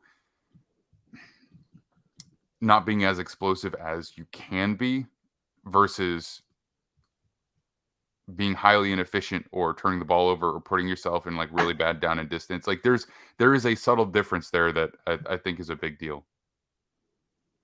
Yeah, they only scored 7 points after the first quarter of football, though. Their offense did, and I think that's a huge issue. Like they struggle, and I think I'm not going to put any of that on Burrow per se. I think Burrow did a damn good job. They can't run the football. They couldn't run the football yesterday.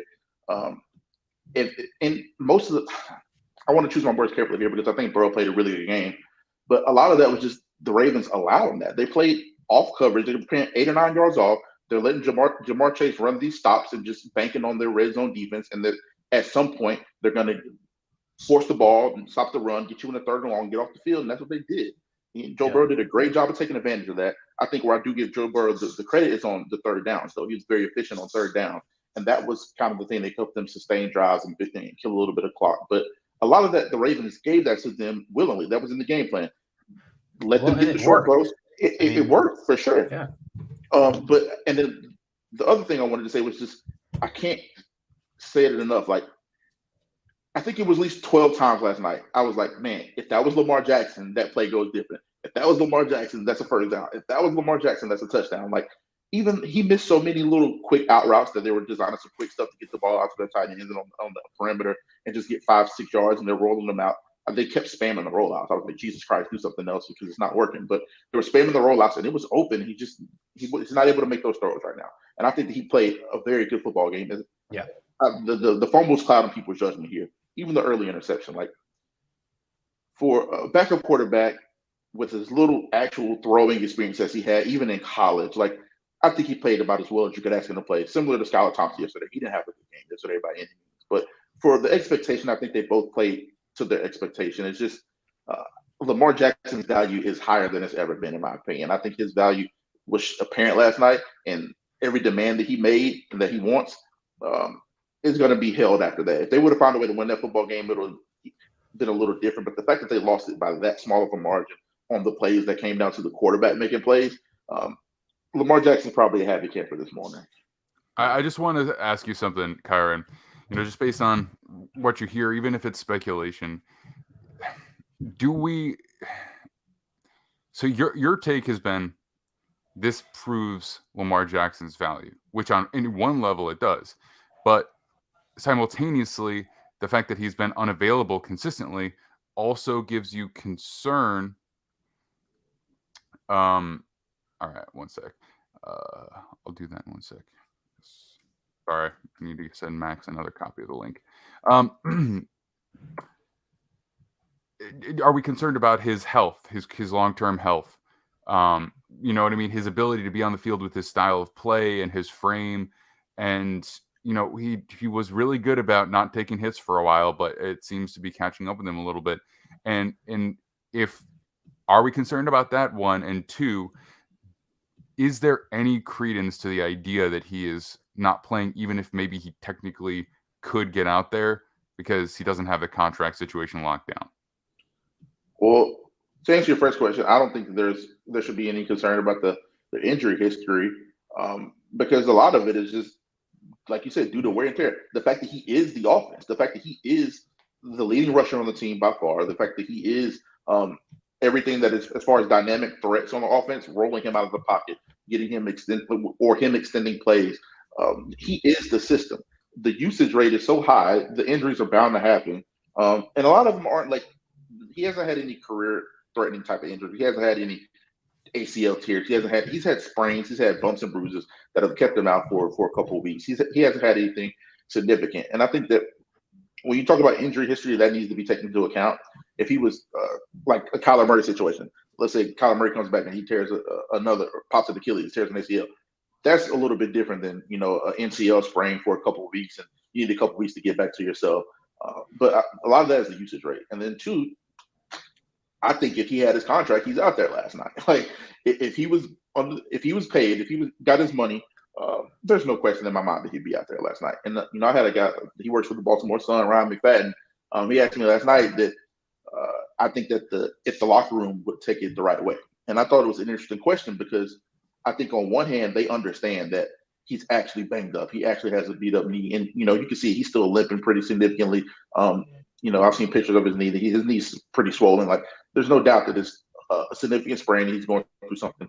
And then on the other hand, it's like they also probably do understand that if he was paid and he was taken care of, you brace it up, you get shot up, you do everything you can to strap it down, and he's probably out there playing because you got 3 games to win a Super Bowl. Mm-hmm. So I think the cooler heads will prevail in that situation, and they will be more understanding because they understand this is a business, and that's how you feed your family, especially with someone as significant as he is. So I thought that was an interesting question, but I wonder, how do you guys feel about that? Do you think that if you were in the locker room, how would you feel about it? No, I mean, I personally get it. I've always been a huge proponent of players getting their money because they have a limited time to do so. From a front office standpoint, I also understand holding your ground because unfortunately, the issue here is not about amount per year, which usually can be figured out. It's about a fully guaranteed contract versus not a fully guaranteed contract. And that is a stalemate that could be a long-term issue, which is the only reason there's any credence to the idea that he might be traded.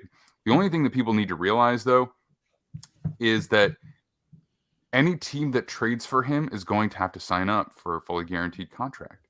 And that is going to limit the number of teams that are actually interested in following through with that. Like for a lot of people, a lot of fans out there, they're like, yeah, of course the Jets would want to trade for Lamar Jackson. Of course. But like, this is a big deal in terms of the precedent and the structure of the NFL. Only one player has ever gotten that. And that's Deshaun Watson. And nobody else wants to do it.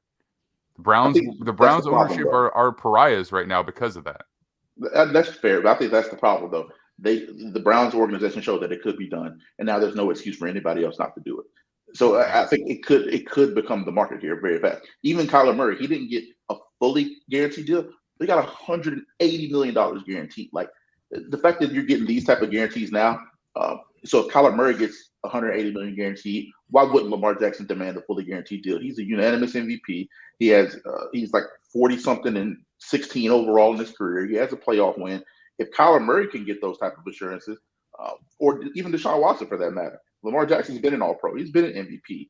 That's the market now, and I think that that's where it shifted. And they're playing hardball, of course. Nobody wants to do that, but at some point, Joe Burrow, Justin Herbert. Why wouldn't these guys be getting? Because I promise you, neither of those teams will do it. Those two teams in particular. So here's something you also got to understand. All right, first of all, I want to bring in Max Chadwick because I want to get him in on this. This is going to be a quick finish to this conversation, but I want to tell you something that I can't remember if we talked about it before. But first of all, Max, how are you, man? Good to have you back on the show. Talk a little bit of college football. How you been? I've been great, guys. I mean, I was actually at the Bengals game last night, which was electric. That was awesome. The CJ Stroud news just came out, so that's going absolutely insane right now, too. So it's a great day for football today. Yeah, I think there were some Ohio State fans who were still holding that hope. But, as a projected first or second overall pick, he's probably we kind of knew that he was going to be moving on. But, all right, first of all, let's just finish this conversation super quick. You got to understand something about NFL guarantees. Anytime something is fully guaranteed, I believe I need to check the numbers again, but 75% of that money has to go into escrow. Whatever, aside from whatever you pay outright in signing bonus, the money has to go into escrow, 75%. So if you are throwing down 200 million, 200, 300, whatever crazy numbers we're getting to, millions in fully guaranteed contract, escrow holds that money. That's money the NFL teams can't use on other players. It has nothing to do with the salary cap. It's about their actual internal budgets. So when you look at a guy like, the Waltons who just bought the Broncos, yeah, it's probably not that big a deal. So we might see them be one of the first to broach it because especially he's got more money than God, so he doesn't care what the other owners think. But teams like the Chargers, they straight up don't have that as for budgetary reasons. Like, not that they couldn't pay it out over multiple years, but when that's in escrow, it's hard. The Bengals are another one. These are teams where ownership are NFL owners. Like, their money comes from NFL teams. They're not Jerry Jones with money elsewhere. So it's like that's the reason that this is such a big deal. So I'm just going to throw that out there. We can finish this conversation later, but it's not as cut and dry as wanting to or not wanting to. It impacts your budget across your entire team. And for teams that don't have like just, rivers of flowing cash, like, they make plenty of money, but it's different. Blame Andrew Berry. It's a conversation. Blame the Browns, man. Blame the Browns. Yeah. They're gonna, because I think it'll get to the point where players start just sitting down. I mean, you can force their hand. Like, I think that eventually there's going to have to be a standstill here, and I think it's coming sooner rather than later. The tones are changing with the amount of input players have, with the amount of pull they have in the media. So things will probably start to be different. But yes, we're going to watch that unfold, and it will probably take a few years, to be honest. This is not going to happen overnight. But all right, just because I have to get that off my chest. Let's talk about this championship game. Let's talk about the college football playoff. We haven't really talked about that much about either. I want to give you the floor first, Max, because this is your thing. This is your bread and butter. So, what was it like for you knowing that you were probably going to have to write articles about this game unfolding at halftime? It stunk. It stunk. And I know we're going to get into some other stuff later on, and I'm excited for that. But, we ordered wings at the office. We were all excited for the game, and then we left at halftime. And it was like, all right, I'm going home. And it was the game was terrible. And you know what? It wasn't that surprising. Now, a 58-point blowout, that surprised me. But, like, I went in thinking Georgia's going to win by probably close to 20. Just because, I wrote in my article previewing the game, like, there was a huge mismatch on the offensive line and defensive line. And, like, it's men against boys, basically. And, Nick and I have talked about it extensively in our group chats, how Michigan lost that game at TCU. As much as you think, TCU, they made it all in national championship game, like, Michigan threw 2 pick sixes. They fumbled on the goal line. They had a lot of other stuff that they've done too, like in that game. The 4th down and 2 on the 2-yard line where they ran the Philly special. Like, Michigan really lost that game. So TCU, I never really thought was a good matchup for Georgia. Quentin Johnston was shut down in that game as well. 58 points, the biggest blowout in national championship game history. That I did not expect, but I wasn't too surprised that Georgia was able to do basically whatever they wanted against them. Kyron, this is sorry, I want to throw it to Kyron. No, let Kyron go. Go Nick, because I'm gonna go Nick first, because I'm just gonna go on a Ric Flair rant here at the end. Yeah, all right, word. Yeah, of course, but I so the thing with the Michigan game is obviously we talked about this. I thought Michigan threw the game away a little bit with some of these mistakes. I think there was even a questionable call at the goal line. They might have been in the end zone on that play before the fumble, but TCU's offense, to me, played well enough in that game against what was a physical Michigan defense that I thought that they were going to be able to score a little bit against Georgia. And quite frankly, I still think in some scenarios they probably could have scored enough that they still lose this game, but probably closer to what you guys were talking about, which was Kyron, I think, said 42-20. Max, you're saying 20 points. Like, the fact that they lost this game by 58 points was TCU at their absolute worst and Georgia at their absolute best. Yeah. Whereas in the Michigan game, it was Michigan shooting themselves in the foot and the best of TCU, right? Which was enough to get them a win. TCU showed up. They had one nice drive. I thought they had to settle in after that, and turnovers. Georgia kept scoring, and this team, just who is not used to being in that national spotlight, just fell flat on their face and was not ready for the situation. And Georgia, being a team where you look at how confident Stetson Bennett's playing this game, the way that they just, physically are mauling them, obviously. Defensively, they're flying around. They're used to it. They've been here before. And yes, man versus boys, all this stuff, it's clear that the athletes on one side of the ball are better. I had underestimated that not only we knew the physicality would be there, but just that Georgia just looked so much faster, too. That was the thing I had not accounted for. I was like, oh, maybe TCU can kind of like run with them a little bit. No, not at all. Like, they're just getting beat to the edges, getting beat downfield. I do think Duggan had some opportunities to throw to Johnston and missed some throws that could have maybe made this game a little bit different. But it just, they crumbled so fast. And Georgia just, the Kirby Smart quote at the beginning of the game is kind of scary, where he's just like, we're hunting tonight. And it's just like, yeah, they feasted like for 60 minutes. And it was hard to watch. Yeah. There's many of us were done at halftime. Well, yeah, just talking about the game itself, I don't really feel like TCU even played that bad, man. Like, I don't think they played their worst game. I just think that their strengths, I mean, their weaknesses are just Georgia strengths. Like Max said, in the trenches, there's no comparison. There's no, like, you can't run a 3-3-5 against, like, there's it just, And like going back to the Fiesta Bowl, JJ McCarthy threw 2 pick sixes. Mm-hmm. They had the controversial overturn at the goal line, which I think was a touchdown.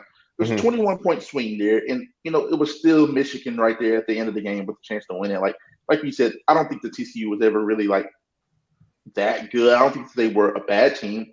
I don't think that the Big 12 is that very good at all. And then you saw the Big 12 in the bowl season, and then the non-conference schedule through the regular season.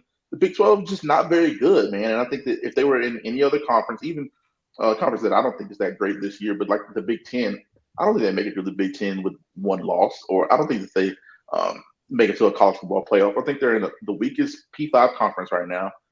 And they had a Cinderella story, and we all love the Cinderella story. But I said 42-20, I believe like you said. I thought that Kirby would call the dogs off early. I didn't think he would. I mean, Stetson played, and the starters played well into the fourth quarter. So that's why I was kind of accounting for there. I thought it'd be like 42-7, 42-10, and then they would score points late when the starters are out.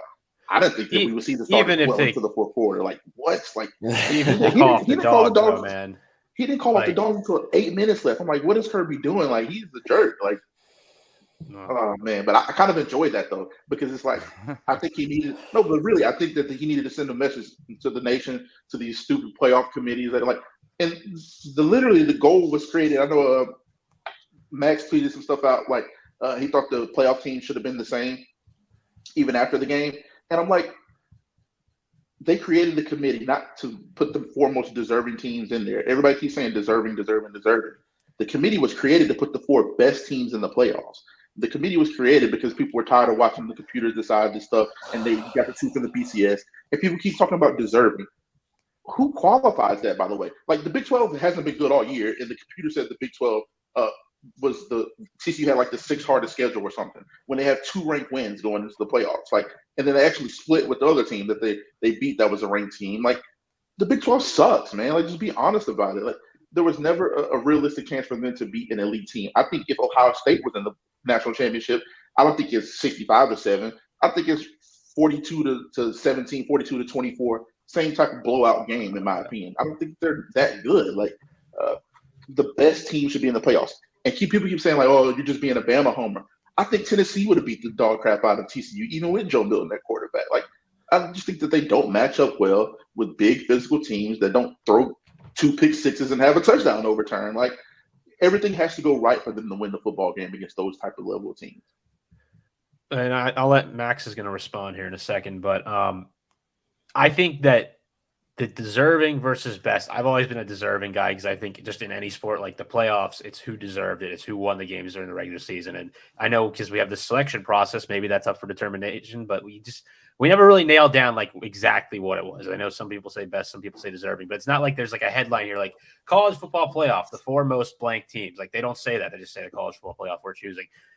I don't think anyone ever had a problem with the computers. I think this is just stupid and people were just complaining. I think the problem people had was just that it was 2 teams and they wanted to see more teams have an opportunity. And bringing in a selection committee made this whole different, element to it that, like if they brought back the computers and Alabama would have been in, I think we would have all been like fine with it. But it's just, I don't know. I think it's interesting. The selection committee really changes the way we kind of try to grade these teams because we're looking at like all these different metrics and we don't ever know like exactly what we're leaning towards in one specific instance. And it's just, you need to have more clear determination into what gets these teams in. And so far it's just been like record and then did you win your conference? And that's about it. And it's, I think with the 12 team, like obviously like Alabama would have been in and Tennessee would have been in, and we would have seen it more, but Again, I also think it's extremely difficult because we don't get many data points with these high-level teams. We get 3 games a year where we really see these top 4 teams play against each other from cross conferences.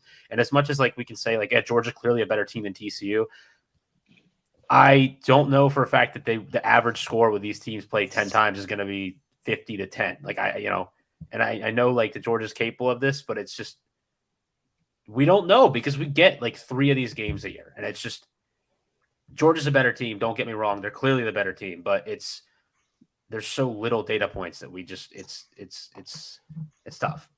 Yeah. Well, I want to say one thing before I throw it to you, Max, real quick, because I don't have a lot of comments on this. But what I will say is, even though I don't agree with it per se, you could make an argument that regular season college football is a better sport than NFL regular season football. I don't agree, but I will at least hear out the argument. There is no way. Not just this year, but you can never argue that college playoff football is better than NFL playoff football. Like they're in a completely different world, and so I just want to throw that out there as an NFL homer.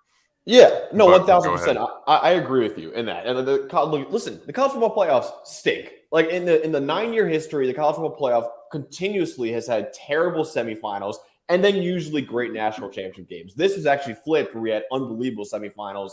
And then a great national championship game. Now, I agree with you, Kyron. If the playoff committee, which in its how it's described, they say the 4 best teams, really? And so when you look at that, that's cut and dry. Sure, 4 best teams, Alabama, 1,000% should be in the college football playoff. I agree with you. I think TCU is like a top 10 team in college football this year in terms of how good they actually are. However, I'm with Nick. I think it's the 4 most deserving teams. I think that's why you play the games. I think TCU had 1,000% one of the 4 best resumes in college football heading into that college football playoff. So I thought TCU deserved to be in there. I thought they got the rankings exactly correct, honestly. I understand saying TCU isn't one of the 4 best teams. I never thought they were. But I do think that they deserve to be in the college football playoff.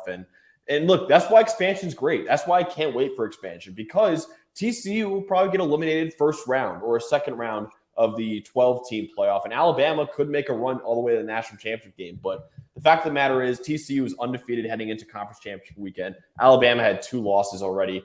If TCU sat out their conference championship weekend, they would have been 12-0. And Alabama didn't even play that weekend. So I don't think Alabama deserves to be in there. I think TCU clearly was the more deserving team than Alabama. I think that's where the strength of schedule and the actual games that you play matter, though. Do you think TCU goes 11-2? I don't think they even go 11-2 with Alabama's schedule. I think that's a fair point to make. Probably not, but context matters, in my opinion.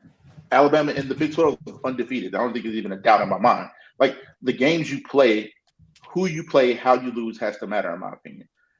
And then going back to to Nick's point a little bit, I think we do have enough data where you can kind of project who's going to win, how the games are going to go. Well, Let's look at the SEC. Let's look at the SEC this year.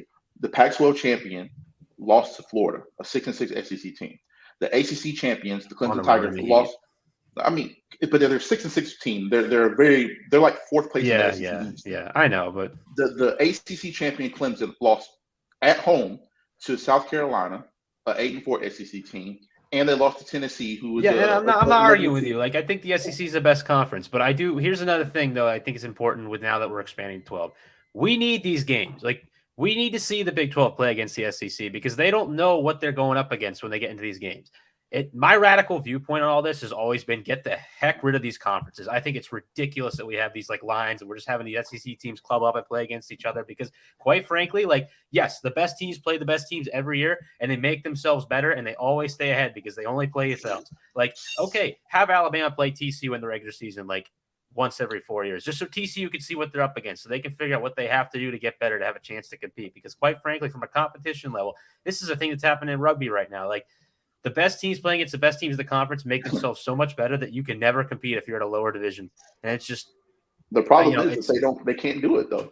They need that extra win on the schedule. They need the extra money. They need because let's say TCU plays Tennessee first week of the season, like college football kickoff weekend. Well, it's an adjustment thing. Like you need 2 years of it. Like it just if we do 2 years of this thing where we're open and we're scheduling independently, like teams that are regionally, like I guarantee you'll see the parity kind of start to come a little bit together. But it's just. you Like know, Pac-12 I get it. crybabies are crying because they're like, oh, we have an extra conference game. We should schedule another non-conference game like SEC. Like, fine, do that. But then they would complain on the back end that when they go 12-1, but they play three FCS schools, and then the strength of schedule isn't up to par with a SEC or even a top end Big 10 school. They'd be complaining on that aspect. I think just win your games. Like people keep saying that about Bama. They're like, just win your games. And I totally agree with that. If they're 12-1, 13-0, there's no discussion here. But I think the same can be said for like Pac-12. Like, come on, man. Like people, they find a way to complain at every turn. There's a different type of excuse, and the results just keep being the same. The same teams are there at the end. The same teams are winning. If you think that the expansion will help this, break down for me real quick as, again, an NFL homer. What exactly does expansion look like? We got a 12-team playoff. Then who is guaranteed in? It's, if I vaguely remember, it's one of each of the Power 5 conferences. Whoever wins is guaranteed in. And then how is that working? I got to look it up again, but I know it's those 5, and then it's the group of 5 team automatically gets in. So Tulane, for example, would have been in this year. And then so that'll be 6, and I believe it's just 6 at larges after that. So Alabama would be in. It's the 6 best conference winners. So you could hypothetically, like, let's say like the Pac-12 has a really bad year, like you could have Tulane and Troy in if they're both better than the best Pac-12 team. Yeah, I think, but it's obviously just going to be the Power 5 and someone every year. But yeah, it's going to be. I think it'll be better just because again, you introduce more teams. You don't have this argument. Then all of a sudden, the number 14 team in the country won't have an argument like Alabama has right now, where it's like, oh, we could have won the national championship this year. It's like, no, you couldn't. No, you couldn't. You couldn't have won the national championship this year. So that's why it's good. It's good that college football playoffs expanding. I understand the regular season might take a little bit of a hit, but honestly, I don't even think it will that much because there will be so many more teams that now have a shot at making the playoff that, the games that matter will just be increased. And maybe the, Alabama and Georgia's games in the last couple weeks of the season won't matter as much, but for everyone else, it will. And I think for that, it'll make it a lot more exciting in that aspect for who makes it as the number 12 team or number 11 team or anything like that. But yeah, listen, I think college football is better. That Alabama's argument of, but we're Alabama didn't work. I think it's a lot better for that. And I think you got to put the 4 most deserving teams in. Yes, the SEC is clearly the best conference, but TCU is 12-0. Alabama was 10-2 when Alabama stopped playing games. And I think that matters. And I think TCU definitely should have been in the playoff. I understand they got killed. It sucked they got killed. They beat Michigan. Michigan could have beaten them. But Alabama did not deserve to be in the playoff this year at 1,000. I don't even think it's an argument, in my opinion. Kyron, I want to say really quick, wouldn't it have been way better if Bama could have just scheduled Georgia in the regular preseason, like get Georgia and get that on your schedule, know that you're going to play them, and that way, like, they can't do that because of the Auburn game. That game is well, no, I know that's what I'm but, saying is like the way it's structured, like you can't, the way the SEC is, like they can't do it. Like I understand that, but if you opened it up and you just had a little more freedom in the way these schedules are made, Bama could schedule like all these teams they're used to playing that they think like if we beat Georgia this year and we're 11-2 or 10-2, we didn't make a conference championship game, like they're in because they beat the best team in college football. Like I just think it's structured so right sustained now. depth. But that's only because of the sustained greatness of both teams. Like everybody's like, we want somebody other than Alabama and Georgia. Like that's all that it is. I don't think that's a conversation in any other conference. Like the best Pac-12 schools don't play each other every year. USC and Oregon didn't play in the regular season. Well, I think that's a problem too. Like I think it's stupid. Like I think we should have the best teams playing the best teams every year. If you have 12 teams, don't you think that would in the playoff? Don't you think that would? Right, but I know. But what I'm saying is, don't you think that would also encourage teams to schedule better competition because a loss doesn't necessarily like count you out as quickly? Not when you're playing 5 or 6 ranked teams anyway on your schedule. Like Alabama played 6 ranked teams this year. Georgia played, I think, 5 ranked teams this year. Yes. When you're playing that many good teams already, you don't need to add a Georgia on the schedule to, prove your point. From TCU's perspective, then, right, have SEC teams asking to play TCU because if they deny like Tennessee, Florida, and A&M, like all teams that I think they probably could have lost to, quite frankly, this year if they played them. Probably would have if they had to go on the road at least.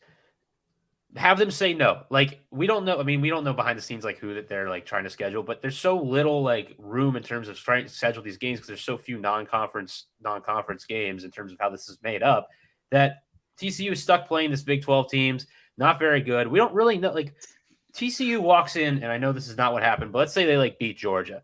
It flips on our heads. And this happened like a couple of years, like at the very beginning. This is the whole reason everyone kept with this playoff is that Ohio State beats Alabama. I know they were a talented team, and Oregon, defeats Florida State, and a team that, was favored for most of the season until the very end against Oregon. And just the idea here is we need these data points. We need these good teams playing each other. And until we have TCU play these good teams in the regular season, when they're 12-0 going into conference championship week, we have this team that we're like on the eye test. We're like, oh, they're not very good, but like you kind of have to give them the credit because they've beaten these lesser teams and gotten to the point where they are. Yeah. All right. The counterpoint is that they don't have to, though. Like, I think TCU is going to be happy with getting into the playoff and then losing in the national championship as opposed to losing. Well, yeah, I know, but I'm not happy with it, and I don't want them to. Yeah, man. But so, all right, we're gonna get out of here. This is actually fun because we tend to agree a lot with our NFL content, but this gives us some more opinionated type stuff. But before we go, Max, you're all aboard the Florida State train for next year. Sell me on that. Sell me on that right now as our closing argument for the college football segment of the show. Well, I'm actually interviewing Jordan Travis this week, their quarterback, and I'm really excited about that. I think he's a Heisman contender next year. I mean, they have PFF's highest graded Power 5 quarterback coming back in Jordan Travis. Trey Benson broke the forced missed tackles per attempt record set by Javonte Williams. Johnny Wilson, the receiver, led the Power 5 this year in yards per route run. They bring in Jaheim Bell from South Carolina, one of the best tight ends in the country. They got a great offensive tackle coming in, Jeremiah Byers. Jared Verse, top 20 pick in the 2023 draft. Nope, coming back to school next year. They also bring in Braden Fisk, top 5 in the nation in pressures this year at defensive tackle. Fentrell Cypress, top cornerback next year, transferring from Virginia. This team is freaking stacked. If you're not in on the Seminoles, I don't know what to tell you. They're going to win the ACC next year. They're one of my playoff picks next year too.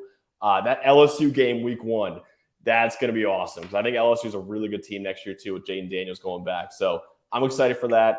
And keep on the lookout for that Jordan Travis article I got coming out soon because that'll be really exciting. But yeah, you got to hop on the Seminoles hype train while you can because they are going to be a house next year. All right. Well, I'm an easy sell. So you sold me. But these guys might be a little more challenging. Are we buying it, Nick, Kyron? Are we in on Florida State next year? Yeah, I think they're one of the not really contenders to play. We're gonna say that. I think they're good. I think Clemson and LSU beats them in the regular season. I think that they have a lot of talent. They're going to be really, really good. They were good this year, but they lost to every good team that they played this year. I think they're going to be better next year than they were this year. But every quality team they played this year, they lost to. I mean, I don't believe in them necessarily. I mean, LSU is okay to me. LSU's all right. They won your division, and you won Alabama. So they're going to lose LSU. You won Alabama. They're okay. LSU won that division. So yeah, I think that because there's a difference between going on the road at LSU, a rivalry game, and then everything that went your way. I mean, there has to be so much to go right when you beat them. It's basically a road game. It's not really. The Florida State fans travel really well, and it was week 1. I guess, but I don't think LSU's all. I really don't think LSU is all that great. I think they're good for as far as the top 20 team. I think they're like 15-ish. They were top 10 this year and bring everyone back, man. I don't know. They lost 4 games. They lost to Texas A&M on the road. I think they're a solid. No, they lost 3 games. They were 10-3 this year. Yeah, right? I mean, they lost. LSU. Okay, sorry. I mean, yeah. So I think that they're a solid team with some talent, but I don't really believe in Florida State. I think that they're 11-2 is realistic for them, though. I think Clemson beats them. I think LSU beats them week 1. But I don't really think that that's like a slight to them. I think 11-2 or 12-2 if they were able to, win. I mean, that's a really, really, really good year. I'm just not buying like national championship hype that I'm getting. I think they're going to make the playoff. I don't think they're going to win the national. I think there's a clear top 3 with Georgia, Michigan, and Ohio State. But I think Florida State after that is probably the next team I'll put there. Kyron's upset All about right. that too. I think they're good. My sleeper pick for the playoffs next year is Wisconsin. I think Wisconsin can shake up the Big Ten next year. Love that pick. Have you seen the transfers they've got in? They got a slew of transfers. Tanner Mordecai, yeah. And the bowl game showed us what they could do. I mean, he's been there for a month, and they've already, taken out a solid Big 12 school. I think that the Big 12 and Big 10 is there to be shaken up, and I think they can do it for sure. I like it. Braylon Allen going back too. Yeah, I love it. Yeah, for sure. So I'm not like opposed to like controversial picks here, but I just don't think that. I think Dabo doesn't get enough credit, man. And then you got Garrett Riley coming in there to shake things up with Cade Klubnik playing quarterback. Yeah. Clemson's still the standard until FSU does it over the course of a year and beat those elite ACC teams that have been there. Then I have to shut up then. But you got to show me. I'm just not high on the ACC as a conference, and I also think Clemson's slipping a little bit. But no, if I were throwing out sleeper picks, Max knows that I'm a big Michael Penix fan, so I'm all in on Washington trying to do something this year. They're probably going to slip up, but Hey, I don't even get a sleeper pick. They're like top 6 for me going into next year. They're really low. Yeah, and all the receivers came back. Yeah, Roma Duns came back, and their edge defender led the nation in pressures this year. Braylon Trice, he's going back to school too. So they got a team. They got a team next year. I'm picking them to win the Pac-12 next year. I don't think that's a sleeper at all. Wow, I like that. All right. Well, at least we've got some agreement here to close out the show. All right, guys. Awesome. First of all, Max, thanks again for coming on. We're trying to get you back on Monday shows again now that we're kind of settled back into our routine. We'll be back on Monday to talk about the divisional game. The week after that, our schedule might be shaken up a little bit because we are trying to get to the Senior Bowl. That looks like it's happening, but we'll be leaving on Monday mornings at least. So I'm not sure what our recap for the conference championship games will look like. We'll probably figure something out, but it's certainly not going to be at its normal time. But that's just what to expect for the recap shows going forward. Of course, I'll be back on we'll be back on Thursday, Nick and I, to talk about all of the postmortems for the teams that got knocked out of the playoffs this past weekend, talk about what went wrong for their season, what went right, where they are kind of going forward. And then we'll be back on Saturday to pick the divisional games. But Max, let everybody know where they can find your work, where they can find you on social media. Again, you got the article coming out soon that you should absolutely check out if you want to jump on the Florida State hype train with us. So, yeah, absolutely. You can follow me at Chad_Maxwick on Twitter and TikTok too. And then, PFF.com, drop in a few articles a week on college football. Got some really cool stuff planned for the offseason, so I'm really excited about that. So, check it out at PFF.com too. Appreciate it. Nick, where can everybody find you? At Nick with Sports on Twitter. And, very excited for the Senior Bowl stuff. Just got my credential approved, so we're full send. Yeah. Nice. I gotta jump on that too before I run out of time today. I'm gonna do that right now, actually, after we get off the show.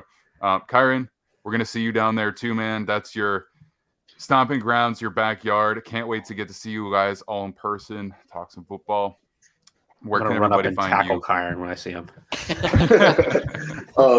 Here at Kyron Samuels. Follow me on Twitter, then you get everything else there. There's a link tree in my bio that has all my work, all my stuff that I'm doing, and we'll be really busy up here in a couple of weeks. So a lot of content coming, a lot of interviews, a lot of stuff like that. So I'm excited.